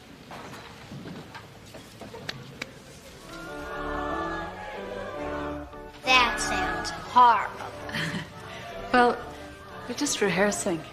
And the end, it will sound, it'll sound better. Well, can't they sing Silent Night? That's my favorite. That's my favorite, too. We'll sing Silent Night at the pageant. Well, I'm not going to the pageant. What? Oh, Joey, you've got to come to the pageant. You've done so much to make it happen. Well, no one told me when it is. Don't you know when it is? You mean because it's going to be at night, right? Oh, don't worry, Joey. We'll figure out something. Why isn't Wayne here? It's getting dark. I can't go outside when it's dark. Joey, what is it about the nighttime that frightens you? People that go out at night don't come back. Hey, Joey. Ready to go? You're late. I'm sorry. I had a big order to get out. And I have to get back down there, so let's go. No, it's dark. I can't go. I don't have time for this tonight now. We'll hop in the truck. We'll be home before you know it. Excuse me, Wayne, I think if you just give Joey a minute to... Excuse me. I've been giving Joey a minute for years. We go through this all the time.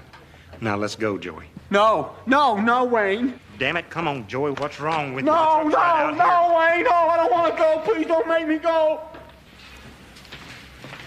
Joey? Don't go like this. Come on. Now, you see, it's not really like, night out there, dark or anything. It's sort of like Silent Night. All is calm, all is bright. Get it? All is bright. Okay. Now, hold on. Watch your step. You haven't told him about Serena yet, have you? No. I don't know what he'll do without her. Or what I'll do.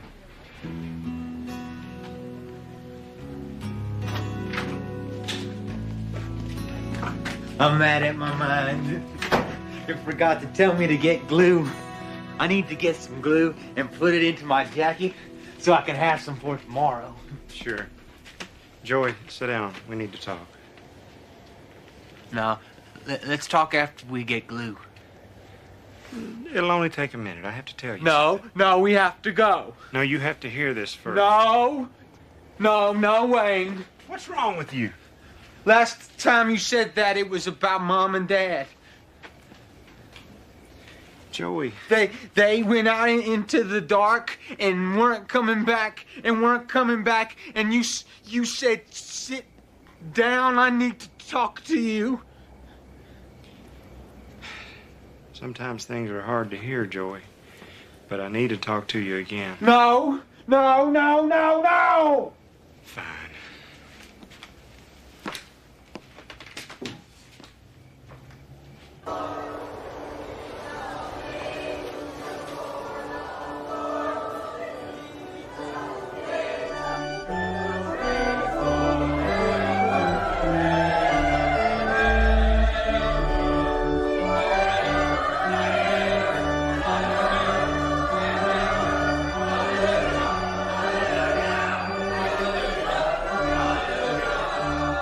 Cut it!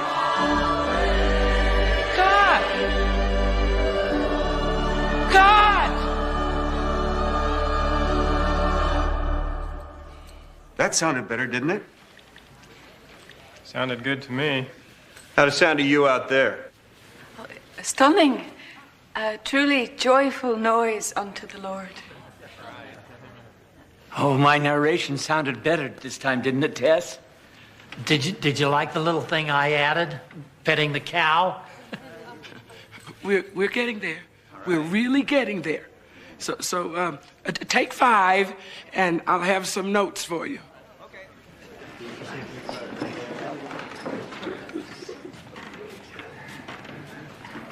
Serena, can we go now before it gets dark? Okay, Joey.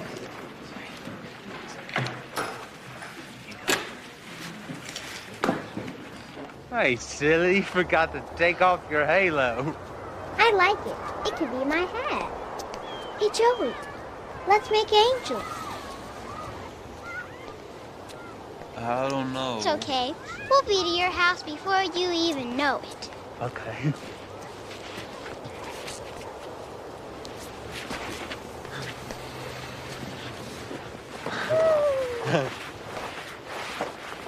I'm sorry about yesterday, Serena. I made myself embarrassed. That's okay, Joey. We're all afraid of something. What do you do when you're scared? I close my eyes, try to be very quiet.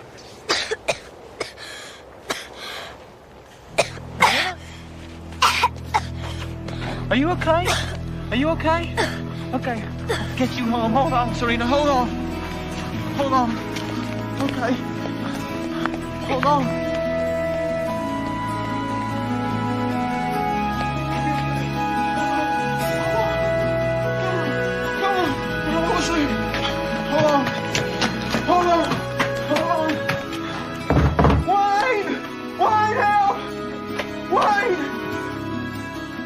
Take her in your room, put her on the bed. Okay.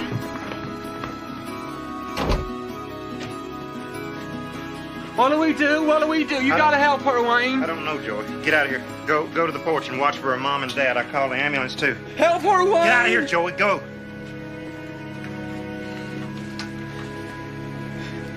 I don't know what to do. Serena? Serena? Come on now, don't you die on me. Serena?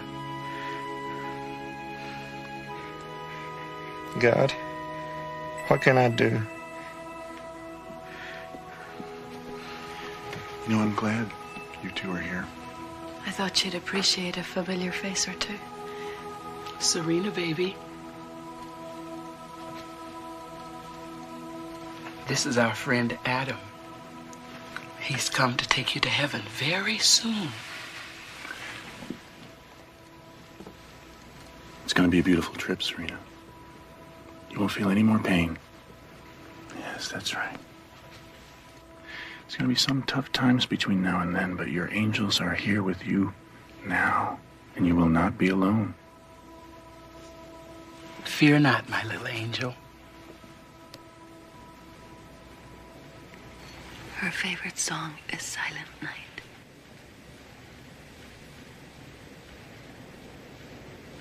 Silent night, holy night. Dear God, this is Joey. My heart wants to tell you something. Please, please don't let Serena go into the dark. Because if she goes to heaven, who's gonna love me?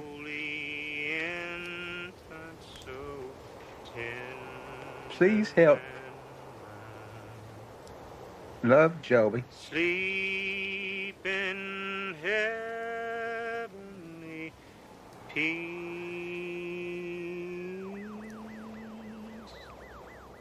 Sleep in heavenly peace.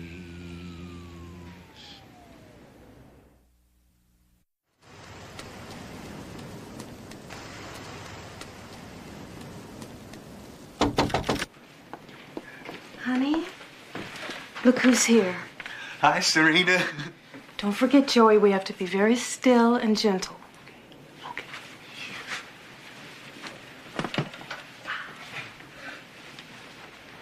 How come you have a new bed? You don't have to whisper. How come you have a new bed? Well, I have to lie here for a while. Your mom says if you just wait a while, someone's gonna give you a new heart, and then everything will be okay. I don't think so, Joey. What? The other day, I saw angels. Monica and Tess, the organ ladies. They're real angels. No. Real angels? Oh, they don't look like angels. They did when I saw them. They're beautiful, Joey. I want to see the angels. You have to do something for me, Joey, okay? Okay. Promise? Okay, I promise. You have to take good care of Mr. Beans for me. Oh, Mr. Beans? Where is he? I think I left him in the snow. Uh-oh. You have to take him to the Christmas pageant tonight, okay? I promised him that he could fly. No, see, you're gonna be the angel.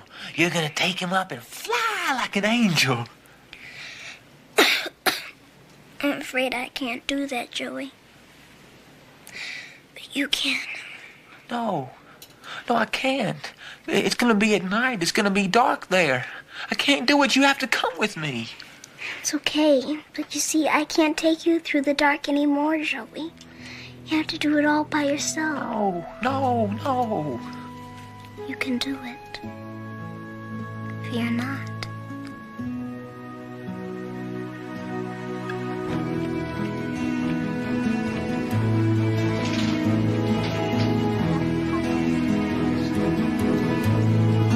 Excuse me.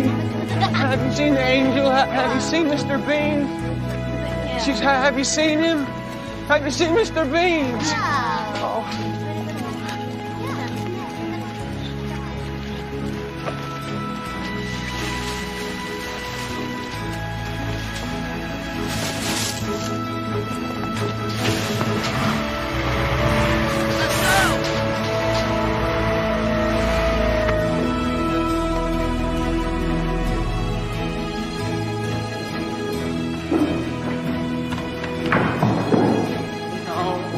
No.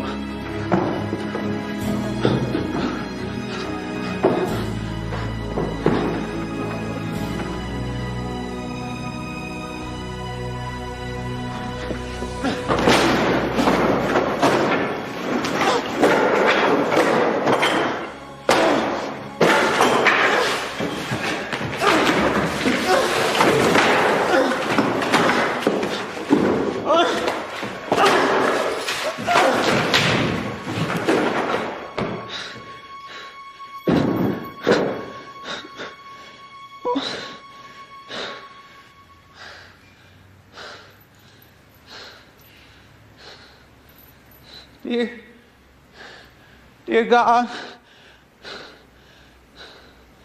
this is Joey again, and I have a problem. I'm so scared. Serena is so sick. And I can't find Mr. Beans. And I promised her that he could fly. And the Christmas pageant is that night. And I can't go. That's an awful lot to be afraid about all at once, Joey. Are you an angel? 'Cause Serena says that you're an angel. Yes, I am. You don't look like an angel. Well, sometimes I do.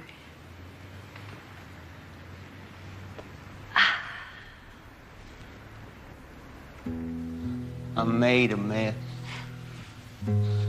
Yes, you did. But I understand why.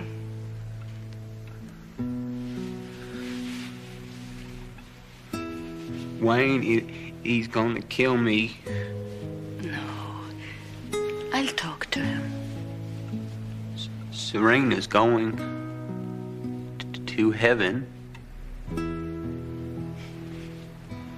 Yes, she is.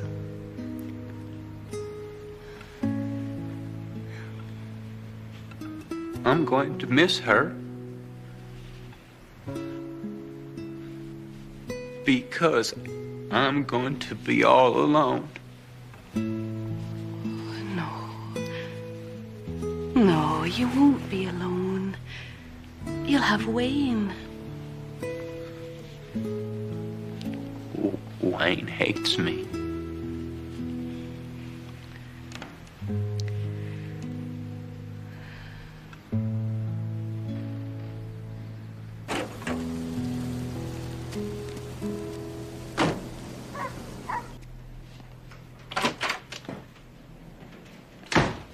Joey! I'm sorry. Wayne, before you... What the hell do you think you were doing? You have any idea what you've done? You know what you've done? Wayne, please, would you just listen? Listen to her, Wayne. She's an angel. Shut up, Joey! It's a mess over there. And you're lucky they're not gonna arrest you. He was frightened. He reacted the only way he That's knows no how. excuse. Yes, it is. He's your brother. He needs some understanding. Who the hell do you think you are? She's an angel. This whole place is nuts. I'm sorry, Wayne. You don't leave this house. Do you hear me? And you, get out of my house.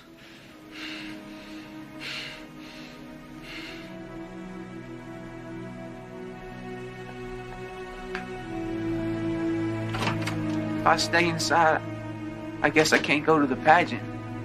There's not gonna be a pageant. I'm sorry, Wayne. I'm sorry.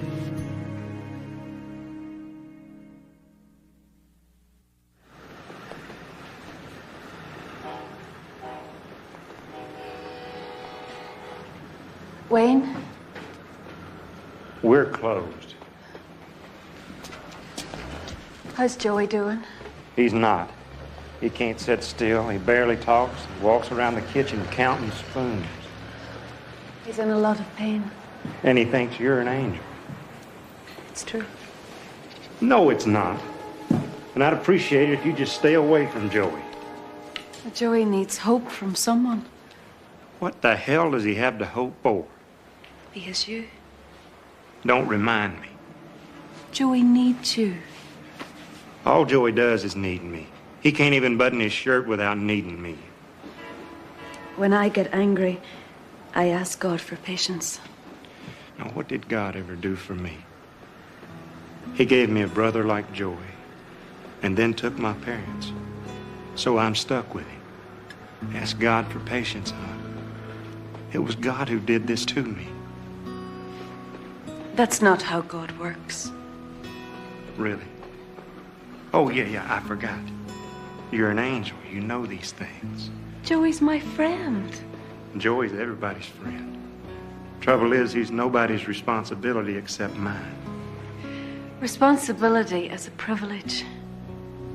You have been entrusted with a beautiful soul who loves you, who's loyal to you, who'll never hurt you. Why won't you love Joey? He thinks that you hate him.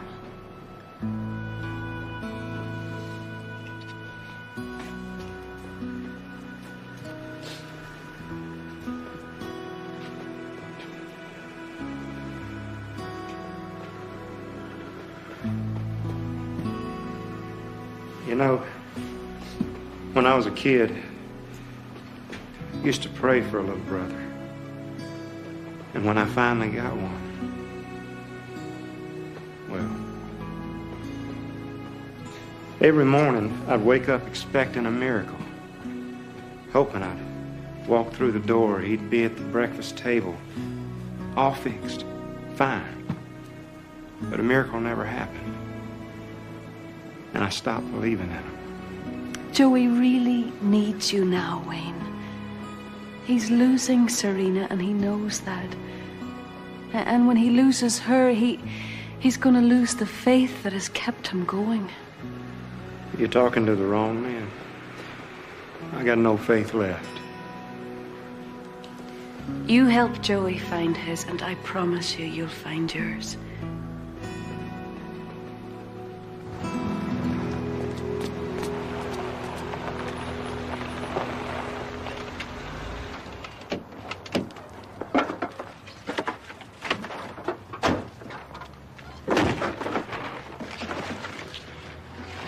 Oh, hi, Wayne. Hello. Sorry about all this, Deacon. Oh, well, don't worry about it, Wayne. The boy was hurting. The truth is, he did what most of us wanted to. You know, I was thinking that I could put a hand to those and get them fixed up for the pageant. That's sweet, but there's not going to be a pageant, Wayne. I mean, I think we were all just doing it for Serena's sake in the first place. Well, then isn't that a good enough reason to do it now? Maybe Serena can't be there, but promises were made. Shouldn't they be kept? Well, the organ still isn't fixed, you know. Did you hear that? Did I fix that sucker or what?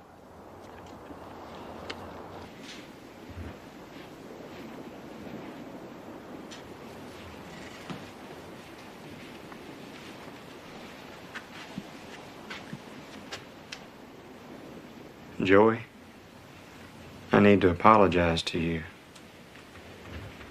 I'm really sorry.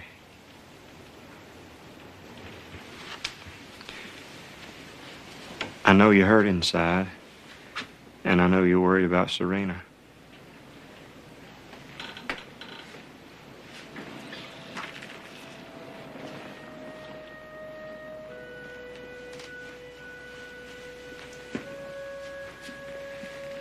She's gone to heaven. We don't know that for sure. Hopefully somebody's going to give a new heart real soon. I don't think so. You have to have hope. Because she is your best friend. She's been a lot better friend to you than I have. She never tried to change you. And Joy, I'm not going to try and change you anymore.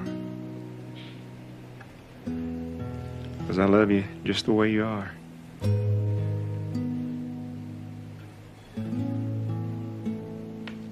Where are you going with your suit on? To the Christmas pageant. But I broke everything. I know it. But I put it back together. It looks pretty awful, but it's standing. Would you like to go?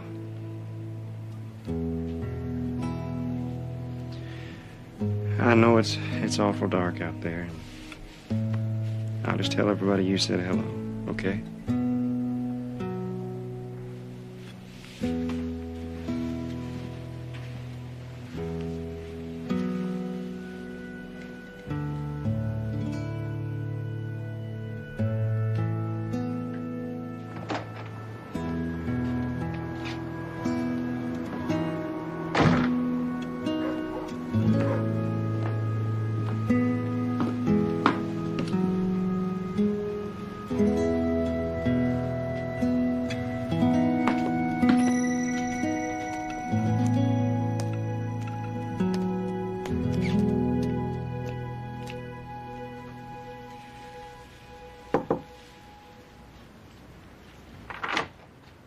Hello, Joey.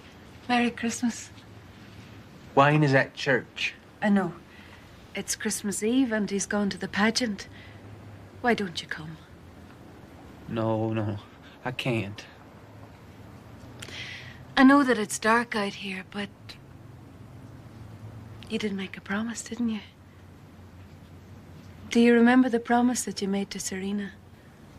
But I lost him. I can't keep the promise because I lost Mr. Beans.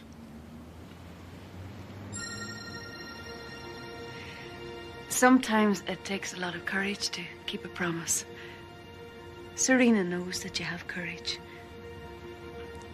You've already been through the darkest place you can imagine. Now it's time to start looking for the stars.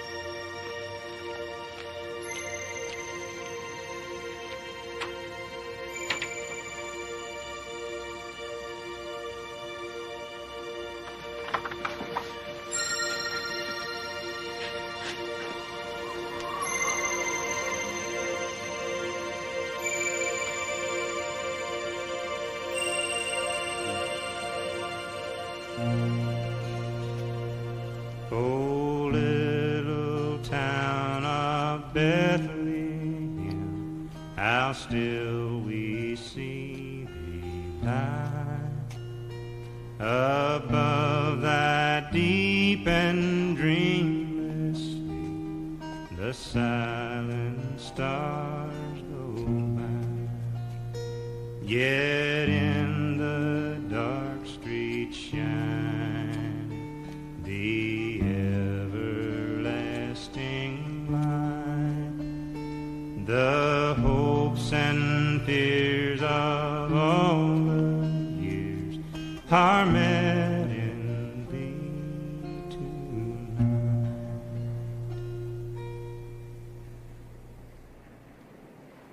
And so it was that while they were there, the days were accomplished that she should be delivered. And she brought forth her first son, and wrapped him in swaddling clothes, and laid him in a manger, because there was no room for them at the inn. And there were in the same country shepherds, abiding in the field, keeping watch over their flock by night. And behold, an angel of the Lord stood by them, and the brightness of God showed round about them.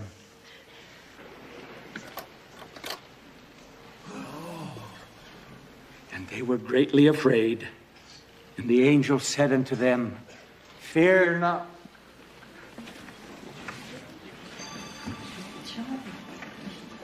I bring to you good tidings of great joy that shall be to all men. Fear not.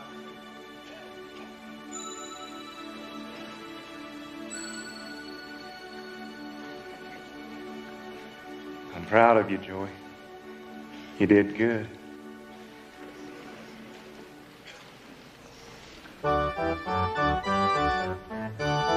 Hey, Wayne. Guess what? What's that? You love me. Yeah, I do. And I love you too, Wayne.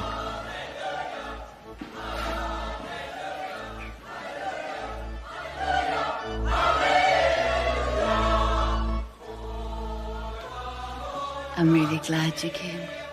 I think that Mr. Beans needs an angel.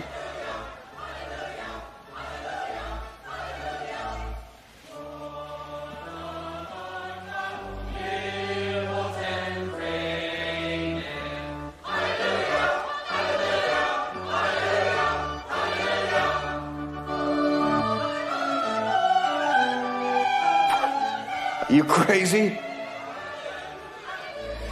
You're too heavy, it'll never hold. Trust me.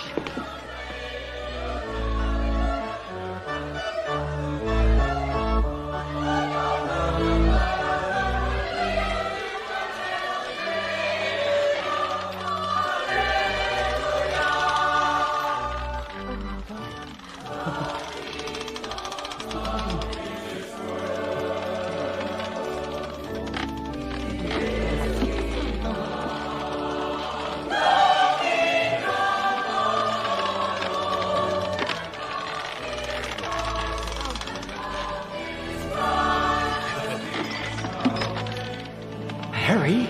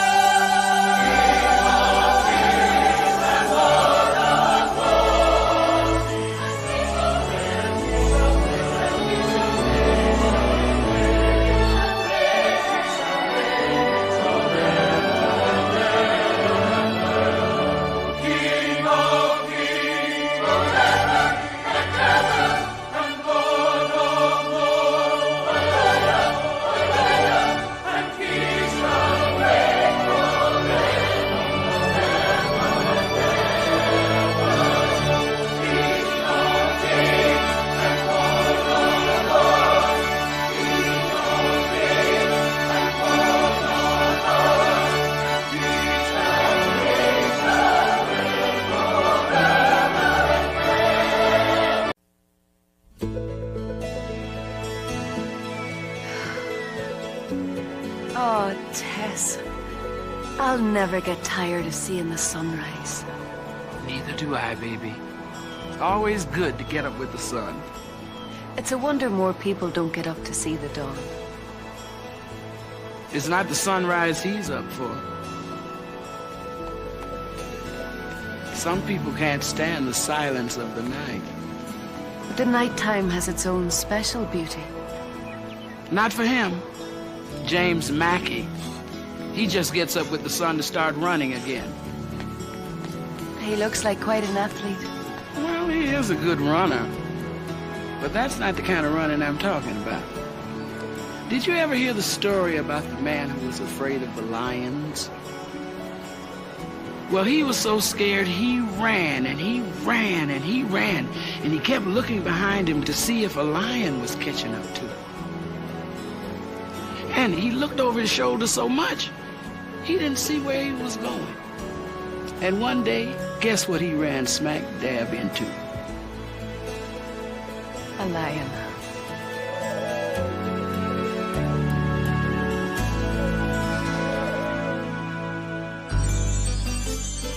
When you walk down the road, heavy burden, heavy load, I will rise and I will walk with you. I'll walk with you till the sun don't even shine. Walk with you every time. I tell you, I'll walk with you. Believe me, I'll walk with you.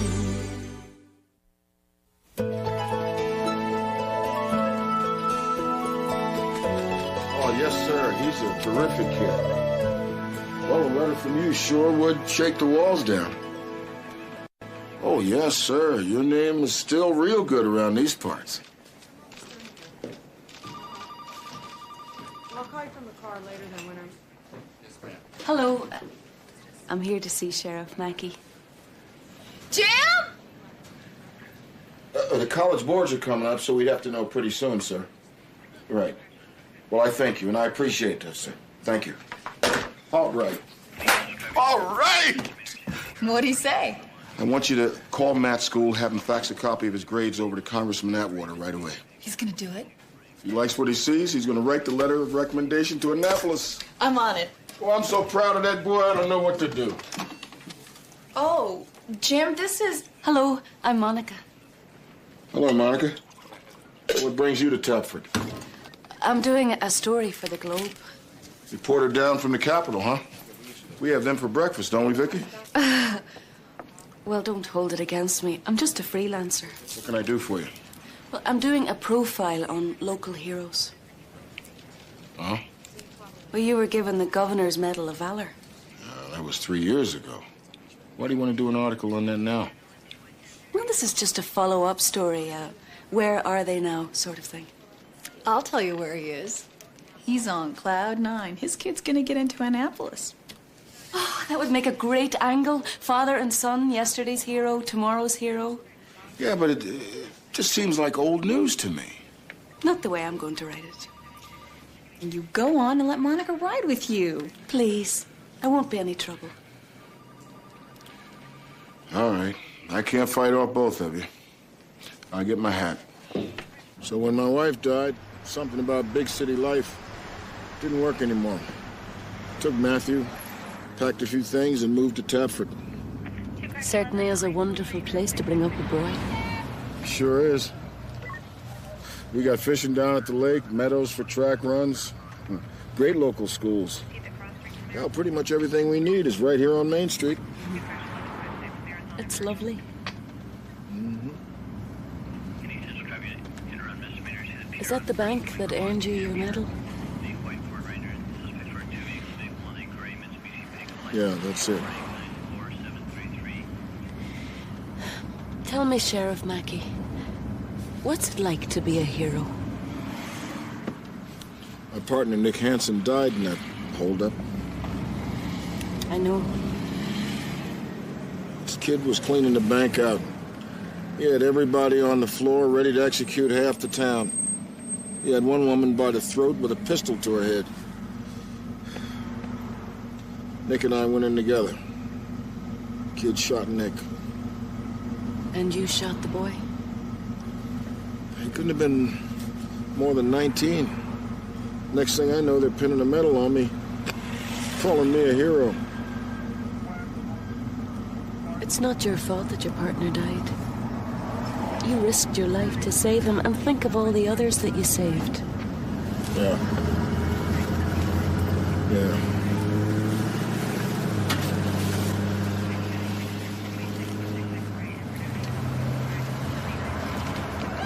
What the?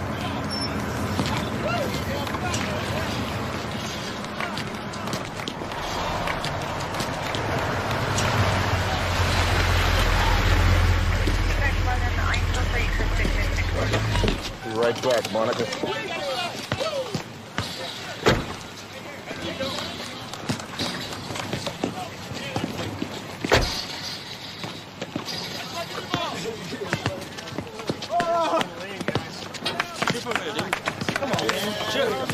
How's it back out? Dad. I'm driving down the street thinking my son's in the library, and what do I see? He's spending the last few hours of his study time out here in a damn basketball game. Listen, Dad, I was taking a break. No, there are no breaks, Matthew. The boards are tomorrow. You got that tomorrow. And you're fresh out of time. There are no breaks. Jim, he has studied enough. If anybody is ready for the boards, it's Matthew. Mike, I know you're a good man, and you mean well. But you stay out of my business. Jim, I'm sorry, but I've got to say it. You are too hard on your son. What, you telling me how to raise my boy, huh? No. You telling me what's best for my son? No, I just think you could Don't think. They don't pay you to do that. They pay you to coach. So you stick to what you do best and leave my son to me, huh? Excuse me for interrupting, but I think there's been a wee bit of a misunderstanding. You see, the sheriff here was given some very exciting news about his son today. Hello, Matthew. And in his eagerness to share it, I think he got a little worked up. I was out of line, Mike. I apologize. All right, Jim. Good. So now you're going to tell Matthew the news? Congressman Atwater came through for us. You got the recommendation, Matthew. It's great, Dad. What, no jumping up and down, no whooping and hollering? Matthew, we're talking Annapolis here, the Naval Academy. That's top of the line, son. Boy, I'm so proud of you I could bust. Now look, you gather up your stuff, get on back to the library. Sorry for the trouble. You boys get on back to your game. All right, man. Let's go. Man, your dad's hardcore. I guess if they tell you you're a hero, you can get away with anything. Shut up, man. He knows what he's doing. You know, I try to keep a lid on my temper, but hell, when it comes to Matthew, there's nothing that makes my blood boil more than some joker trying to tell me what's right for my son. He seems like a very special boy. Yeah.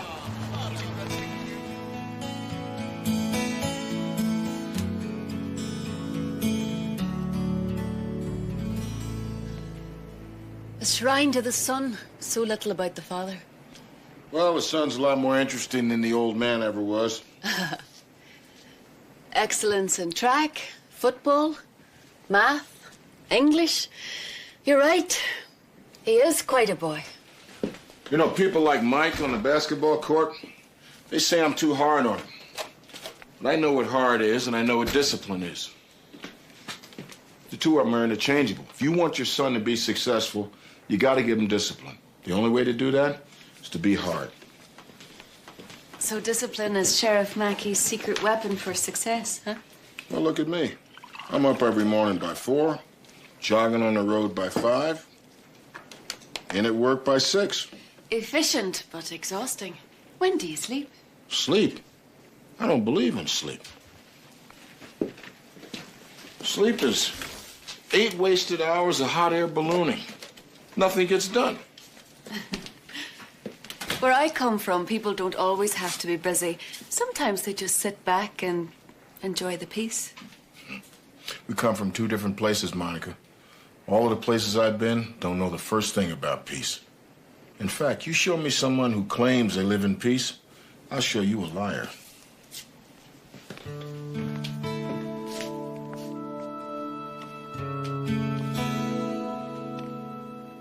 Yeah, I miss him every day.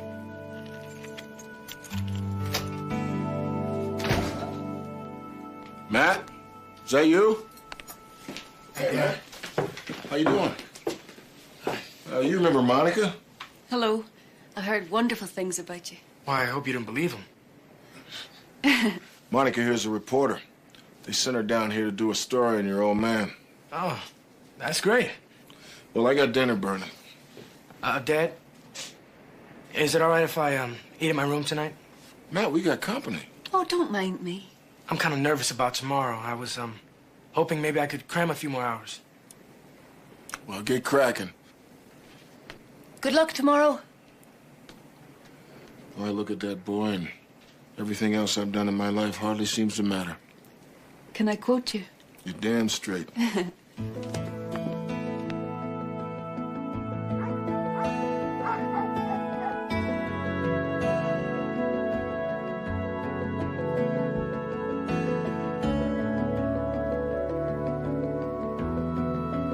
Any boy that studies that much is looking for answers that he cannot find in a book.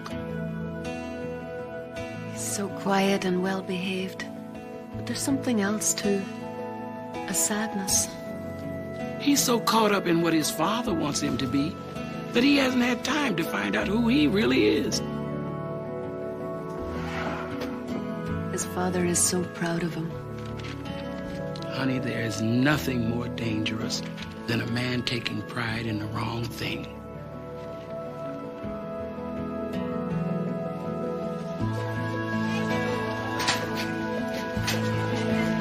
Hey, Mackie.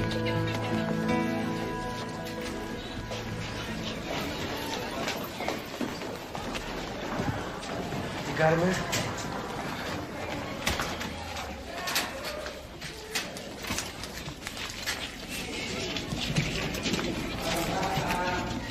It's a done deal.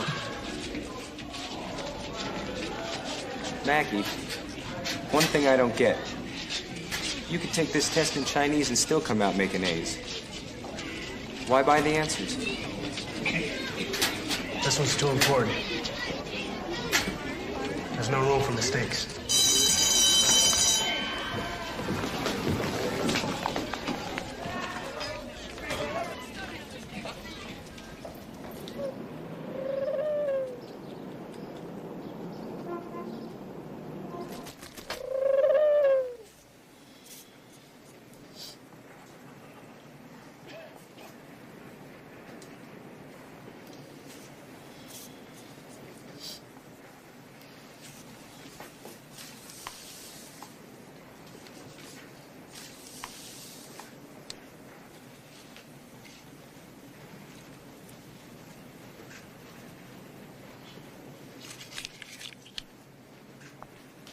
Matthew, will you please put your pencil down and join me outside in the hall?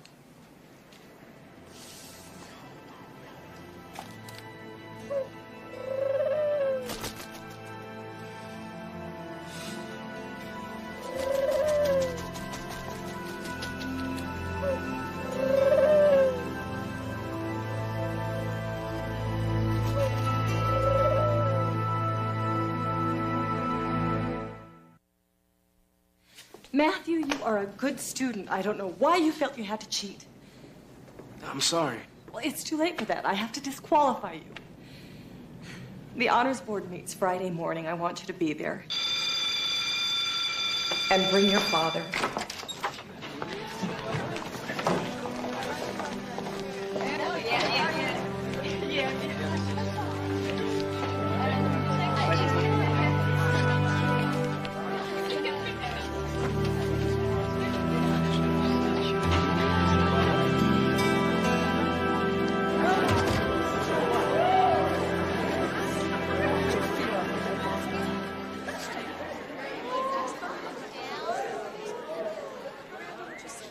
May I have your attention?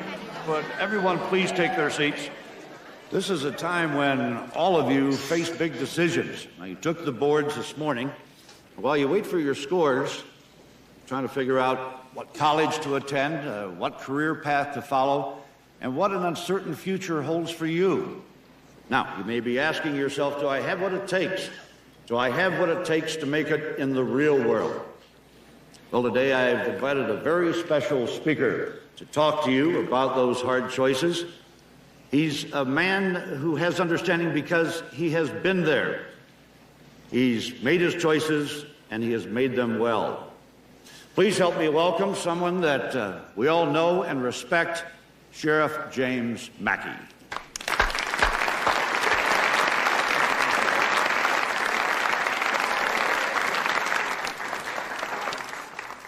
Thank you and good afternoon. Principal Richards asked me here today to give you a motivational speech.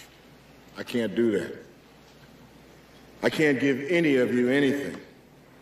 Motivation, direction, inspiration, those are all things that only you can give yourselves. You've got to have a vision for yourself, and then you've got to put in the hard time. Because when you do, when you use self-discipline, you don't just achieve excellence, you get the rewards that come with it. Now, take as an example one of your own classmates, Matthew Mackey. I grant you, he's my son. I won't stand here for 1 minute and say I'm not proud of him.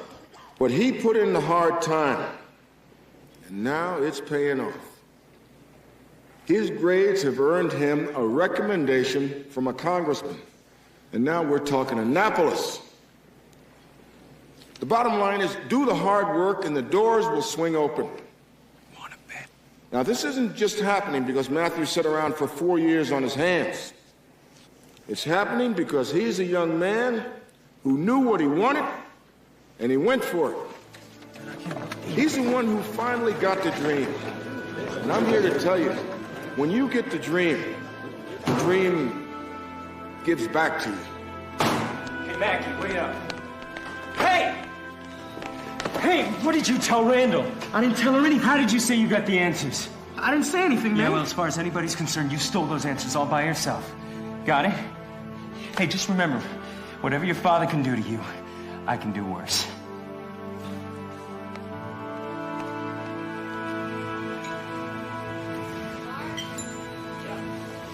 I read that you're speaking at the Chamber of Commerce tomorrow afternoon. Thank you. No, you can't come. Oh, come on.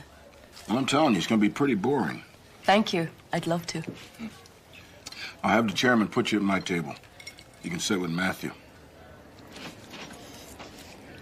You know, you certainly do make an awful lot of speeches. Well, I'm the local hero. I guess that dubious honor comes with a price, huh? Well, it seems like an awfully high price. And it puts you under an awful lot of pressure to always do the right thing and be the right thing.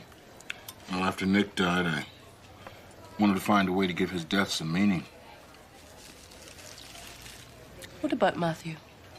What about him? No. It must be so hard for him to live in your shadow. Nah. He's got a whole future of his own to live. Yeah, but it seems to be putting him under a lot of pressure, too. You know, I'm worried about him. Look, he's waiting for the results on the college boards. He's thinking about Annapolis. His whole life is changing right under his feet. College is a wonderful goal, but he's still a boy. You know, he needs to be able to play basketball and see a movie. He needs to relax. Monica, trust me on this, all right? That kid is at the top of his game. A class valedictorian, captain of the football team and the basketball team.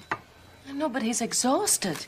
You know, he spends so much time trying to please you that he never takes the time to think what it means to please himself. Don't tell me about my son, all right? I know him like the back of my hand. If he's feeling any pressure at all right now, he can handle it. Okay?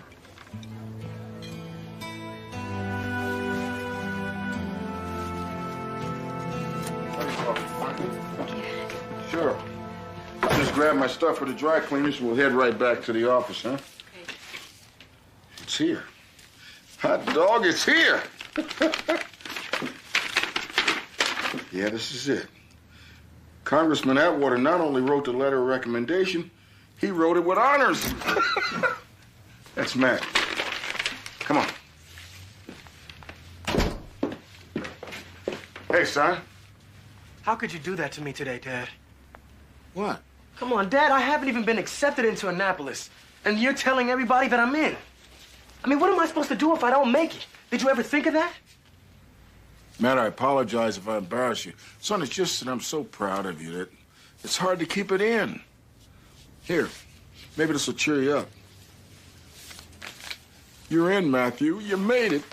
Well, I told you you could do it, son, and you did. You did it, Matthew. I don't believe you. You opened my mail. But, Matt, Dad, you don't give me any privacy. You don't let me have anything that's mine. Don't you use that tone with me. Not after all I've done for you, boy. You don't get it, do you? No, what I get, Matthew, is that this recommendation is going to change your life. Give you opportunities that most kids would sell their souls for. I can't talk to you. What's gotten into that boy? Maybe you should go up and talk to him. No, he's just tired. Let him sleep it off.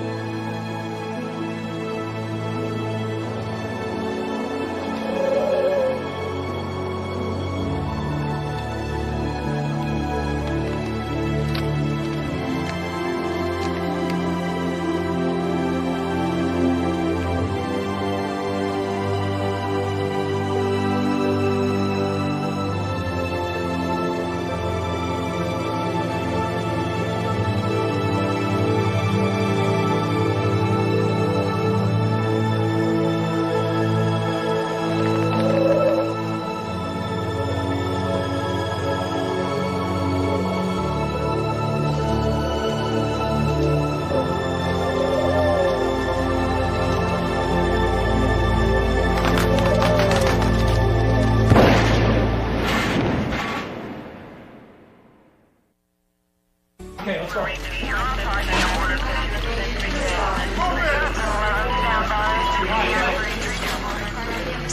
Okay, watch out, watch out, watch out.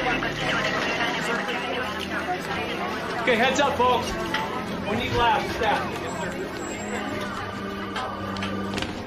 James? Monica, I was trying to sleep and I heard this gunshot. I went down the basement and I found him. What happened? I don't know. He had my gun. What the hell was he doing down there in the middle of the night with my gun? Hey, Tom. Jim, I'll let you know as soon as I do. What we got? 17-year-old male, gunshot wound to the left temporal area, probably self-inflicted. Unresponsive at scene, stable vitals en route. Okay, send off a crit, electrolytes, ABG, type in cross for 2. Ready? 1, 2, 3. He's got one at a cubicle line. I need 2 16-gauge lines. Let's hook him up with hyperventilator. I'm on it. Someone help me with his head, please, Patrick. That's you. Cut that. Cut that. Okay. Let's hit him up with 75 of mannitol. I also need a new set of vitals and a sat. BP 100/60, heart rate 54, sat 92. I feel a skull fracture. It looks non-penetrating. Come on, here we go.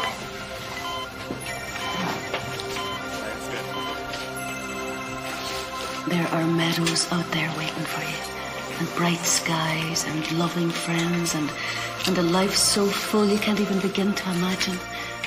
Oh, Matthew, God loves you so much. Now fight.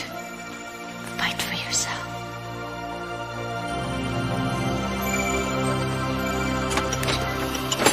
My pupils are reacting bilaterally. Call radiology. I need a stat head CT. Radiologist on call? Okay.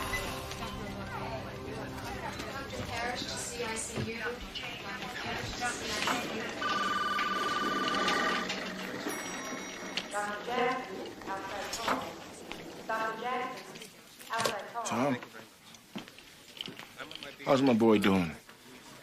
He'll make it. Oh, thank God. Thank you, Tom. Thank you. Jim, he'll make it, but I'm not going to lie to you. It's going to be a hard road back. All right? Please. The force of the bullet caused an injury to the brain. There's a contusion. It's like a small blood clot that's centered right at the speech area. And Matthew's speech is severely impaired. Now, whether that impairment is permanent or temporary can only be determined over time. But we're going to get him right into therapy and rehab, okay? We'll get him back. He'll make it back. He's going to be fine, Tom. That's the attitude we need. When can I bring him home? Well, Jim, the boy's been shot in the head, and even if he's out of the woods with that, he's still going to have to spend some time up in psychiatric. What? It's hospital policy whenever there's a suicide attempt. Suicide? Oh. Yeah, I'm sorry, I thought you knew. Oh, no, that's not possible. Jim, I know it's hard to hear that. No son of mine would try to commit suicide. Jim, the only thing that matters is Matthew needs help. Now, we can give him the psychiatric attention he needs right now, but you are going to have to follow up on your own. Now, I'm going to give you the name of a very good family therapist, and I want the both of you to go together. Now, listen to me. The more involved you are in Matthew's recovery, the better. Where's the note? What note? Well, if you're going to stand there and tell me my son tried to commit suicide, then you damn well better produce a suicide note. Don't do this. Come on, you're a cop.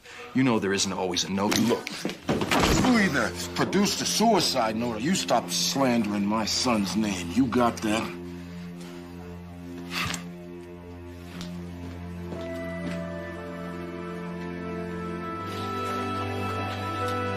Dr. Levy, please call extension 434. Dr. Levy, please call extension 434.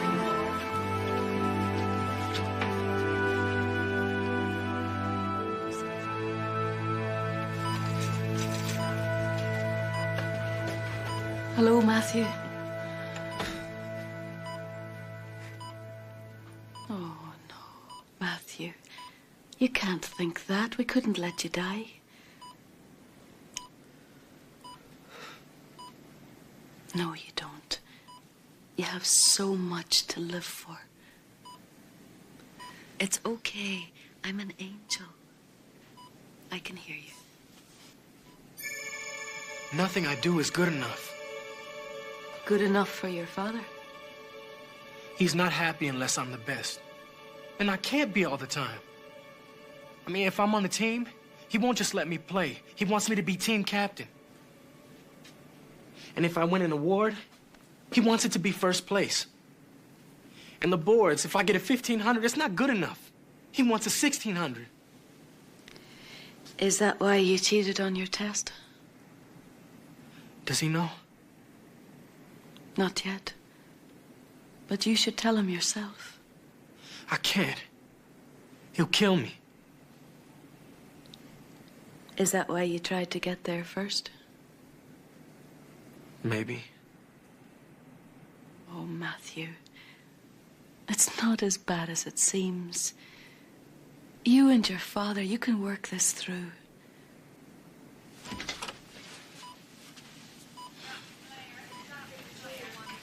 Yes, I do know your father. And I know you. And I believe in you both.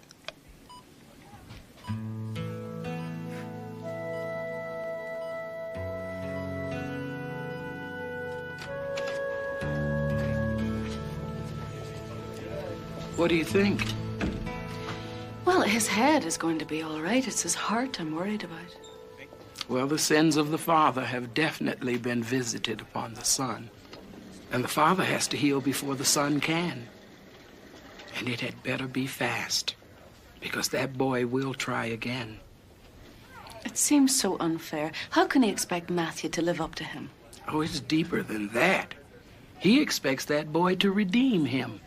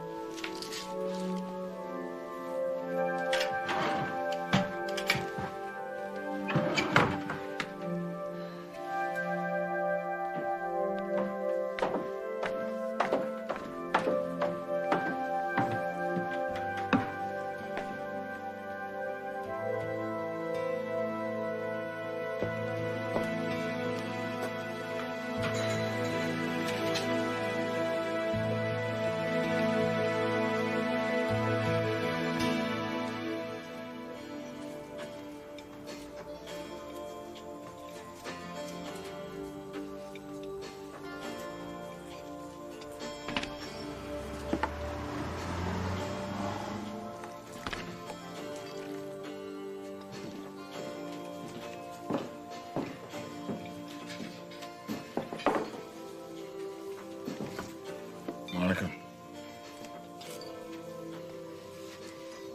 He needs to see you. What good would that do? When are you going to look past your own pain to see that your son is suffering so much it's killing him? Matthew had an accident. We all have accidents. Matthew tried to kill himself. No, he didn't.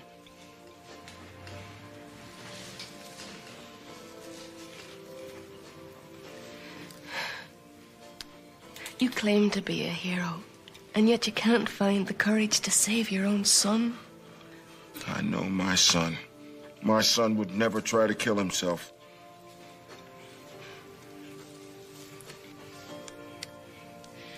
I found this in the basement. It's addressed to you.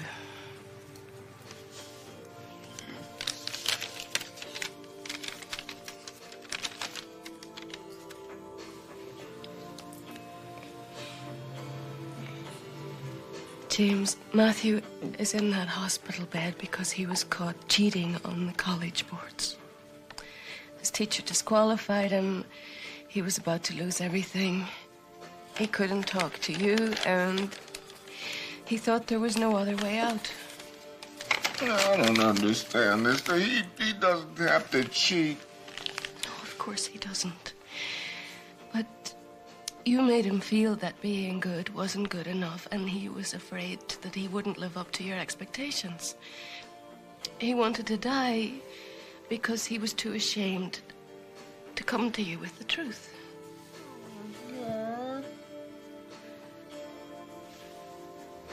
Matthew needs you to forgive him. And he needs to know that you love him, not because he's the best, but because he's your son. I can't. I can't.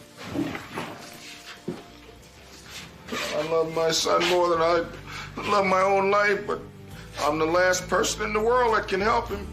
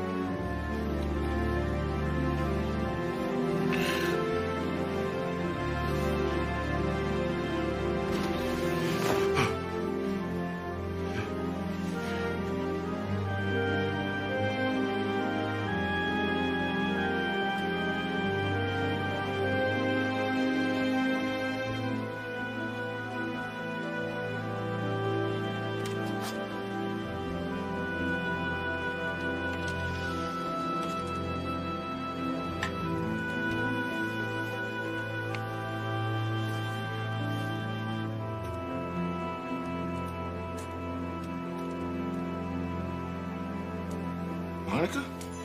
So, you don't get up at night out of discipline, do you? Oh. Come with me.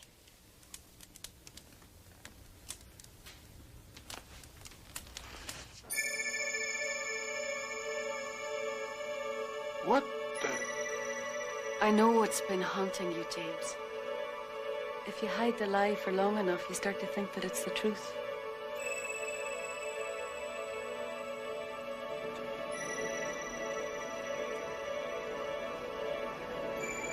Who are you? I'm an angel. A what? An angel. An angel. Well, that's great. That's just great. I don't know whether to fall to my knees or take you in and book you. I'm not kidding, and you know it. You've been running and running, looking over your shoulder, waiting for this moment for a long time. Secrets are such dangerous things. The closer you hold on to them, the farther away you push everyone else to keep them safe. But do you know what, James? There are no such things as secrets.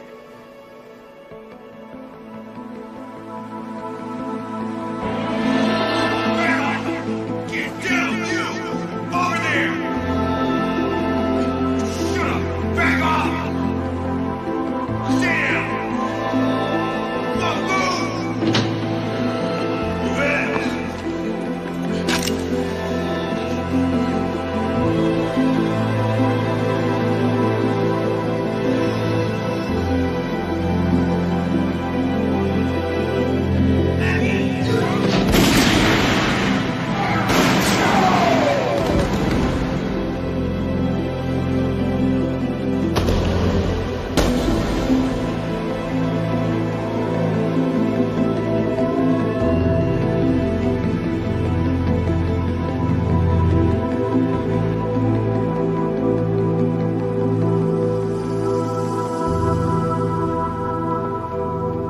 Most people will never know what really happened that night.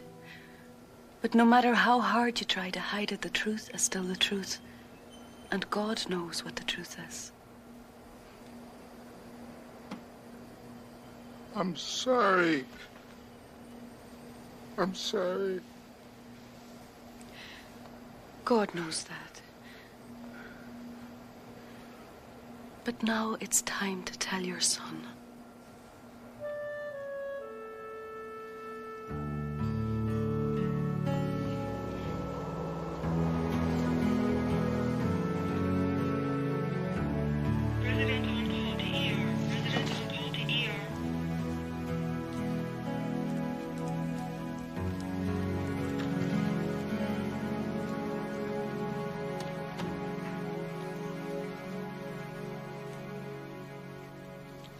Matthew, when your mother died, I promised her I would give you the best. I knew it was going to be hard raising you on my own, but I never doubted I could do it because I knew how much I loved you, son, and I do. I love you more than anything in my life.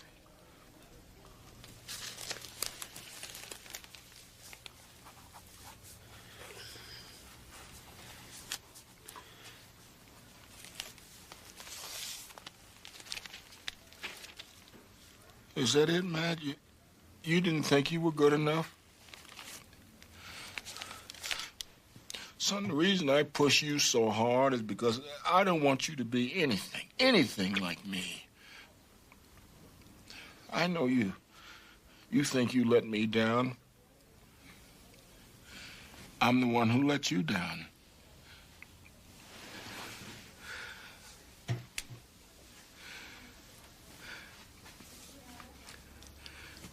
Matthew, Nick died in that holdup because of me, not in spite of me. I froze. Yes, son, I was scared. I let Nick take that bullet for me, and I lied about what really happened. people saw me holding Nick's gun and assumed that I shot that kid. I didn't. Nick shot him. Nick's the hero. Yeah, I know, Matt. I should have come forward and told the truth, but after all the commotion died down, they were already calling me a hero. I couldn't bear to tell them the truth. How much of a coward I really was. Son, I should have died in that holdup. And knowing that, the only way I could live was to think about you. I thought the reason God kept me alive was because you needed me.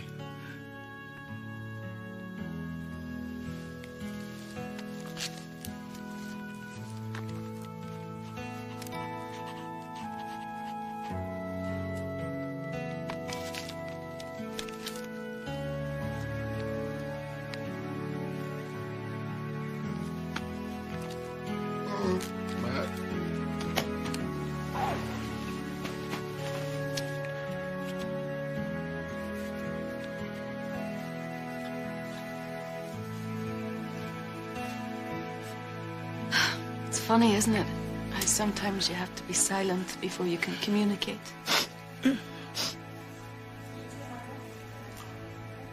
I am not crying. This is the name of a good family counselor. Just tell him I sent you. Tom, thanks for everything. I'm here if you need me. Monica? How's Matthew? I told him the truth. I think he heard me. And you?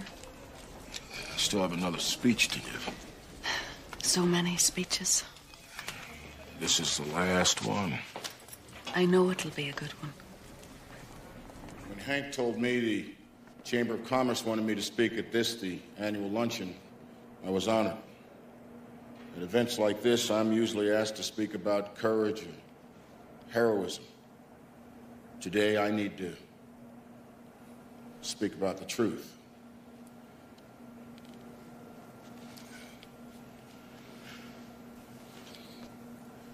Yesterday, I almost lost my son. He was in trouble, and I was so busy taking care of myself that I couldn't see how much he needed me. But his pain has made me see that it is time to come forward. It's time for me to be courageous and to tell the truth.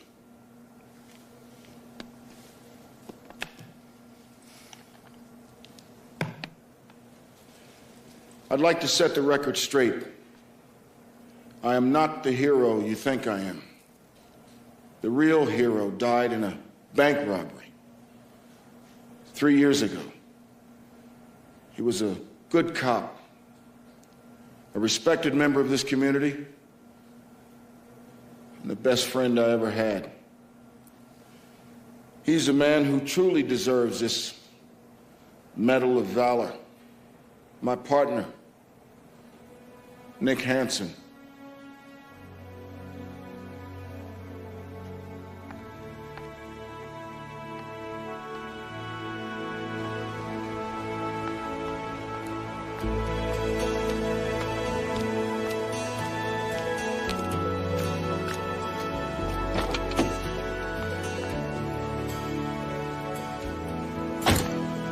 Are you all right?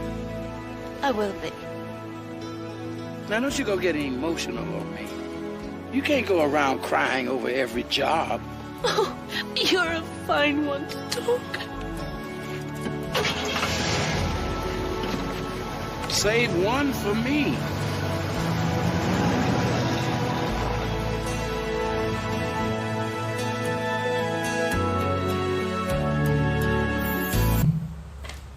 Cho tất cả mọi người, đây là chị hôm nay mình sẽ giới thiệu cho các bạn cách tô trần siêu nhân này nha. Rồi, và mình cũng bắt đầu thôi. Và tiếp theo mình sẽ tô con siêu nhân này bằng màu xanh lại xanh biển nha mọi người. Và mình sẽ tô từ chân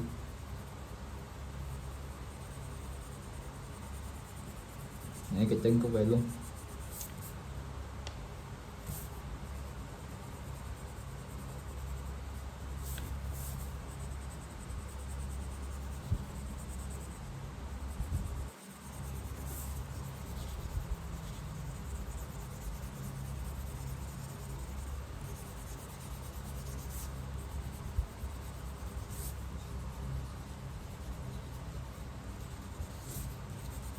Để mình sẽ lên đây nha mọi người.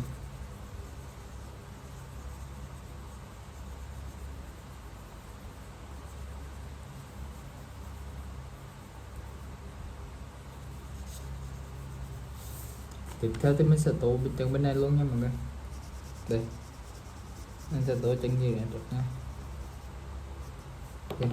Tiếp theo thì mình sẽ tô màu đen cho phần quần này, phần chân của siêu nhân.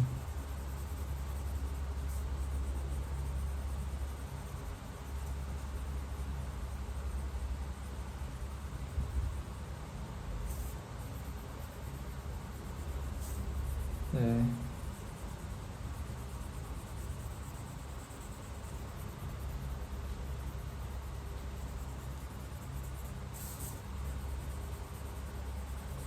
Mình sẽ tô lên trên này nha mọi người.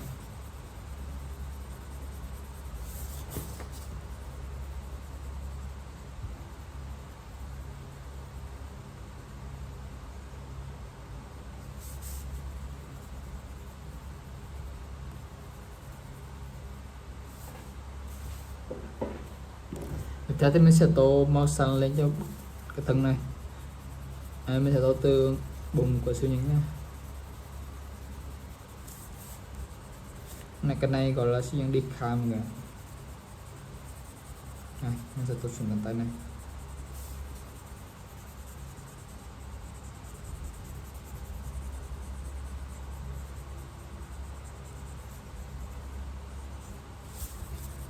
Mình sẽ tô lên đầu luôn nha mọi người.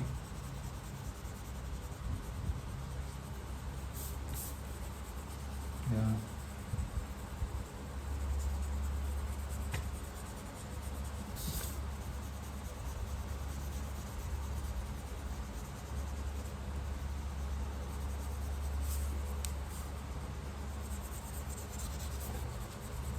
Rồi, ok.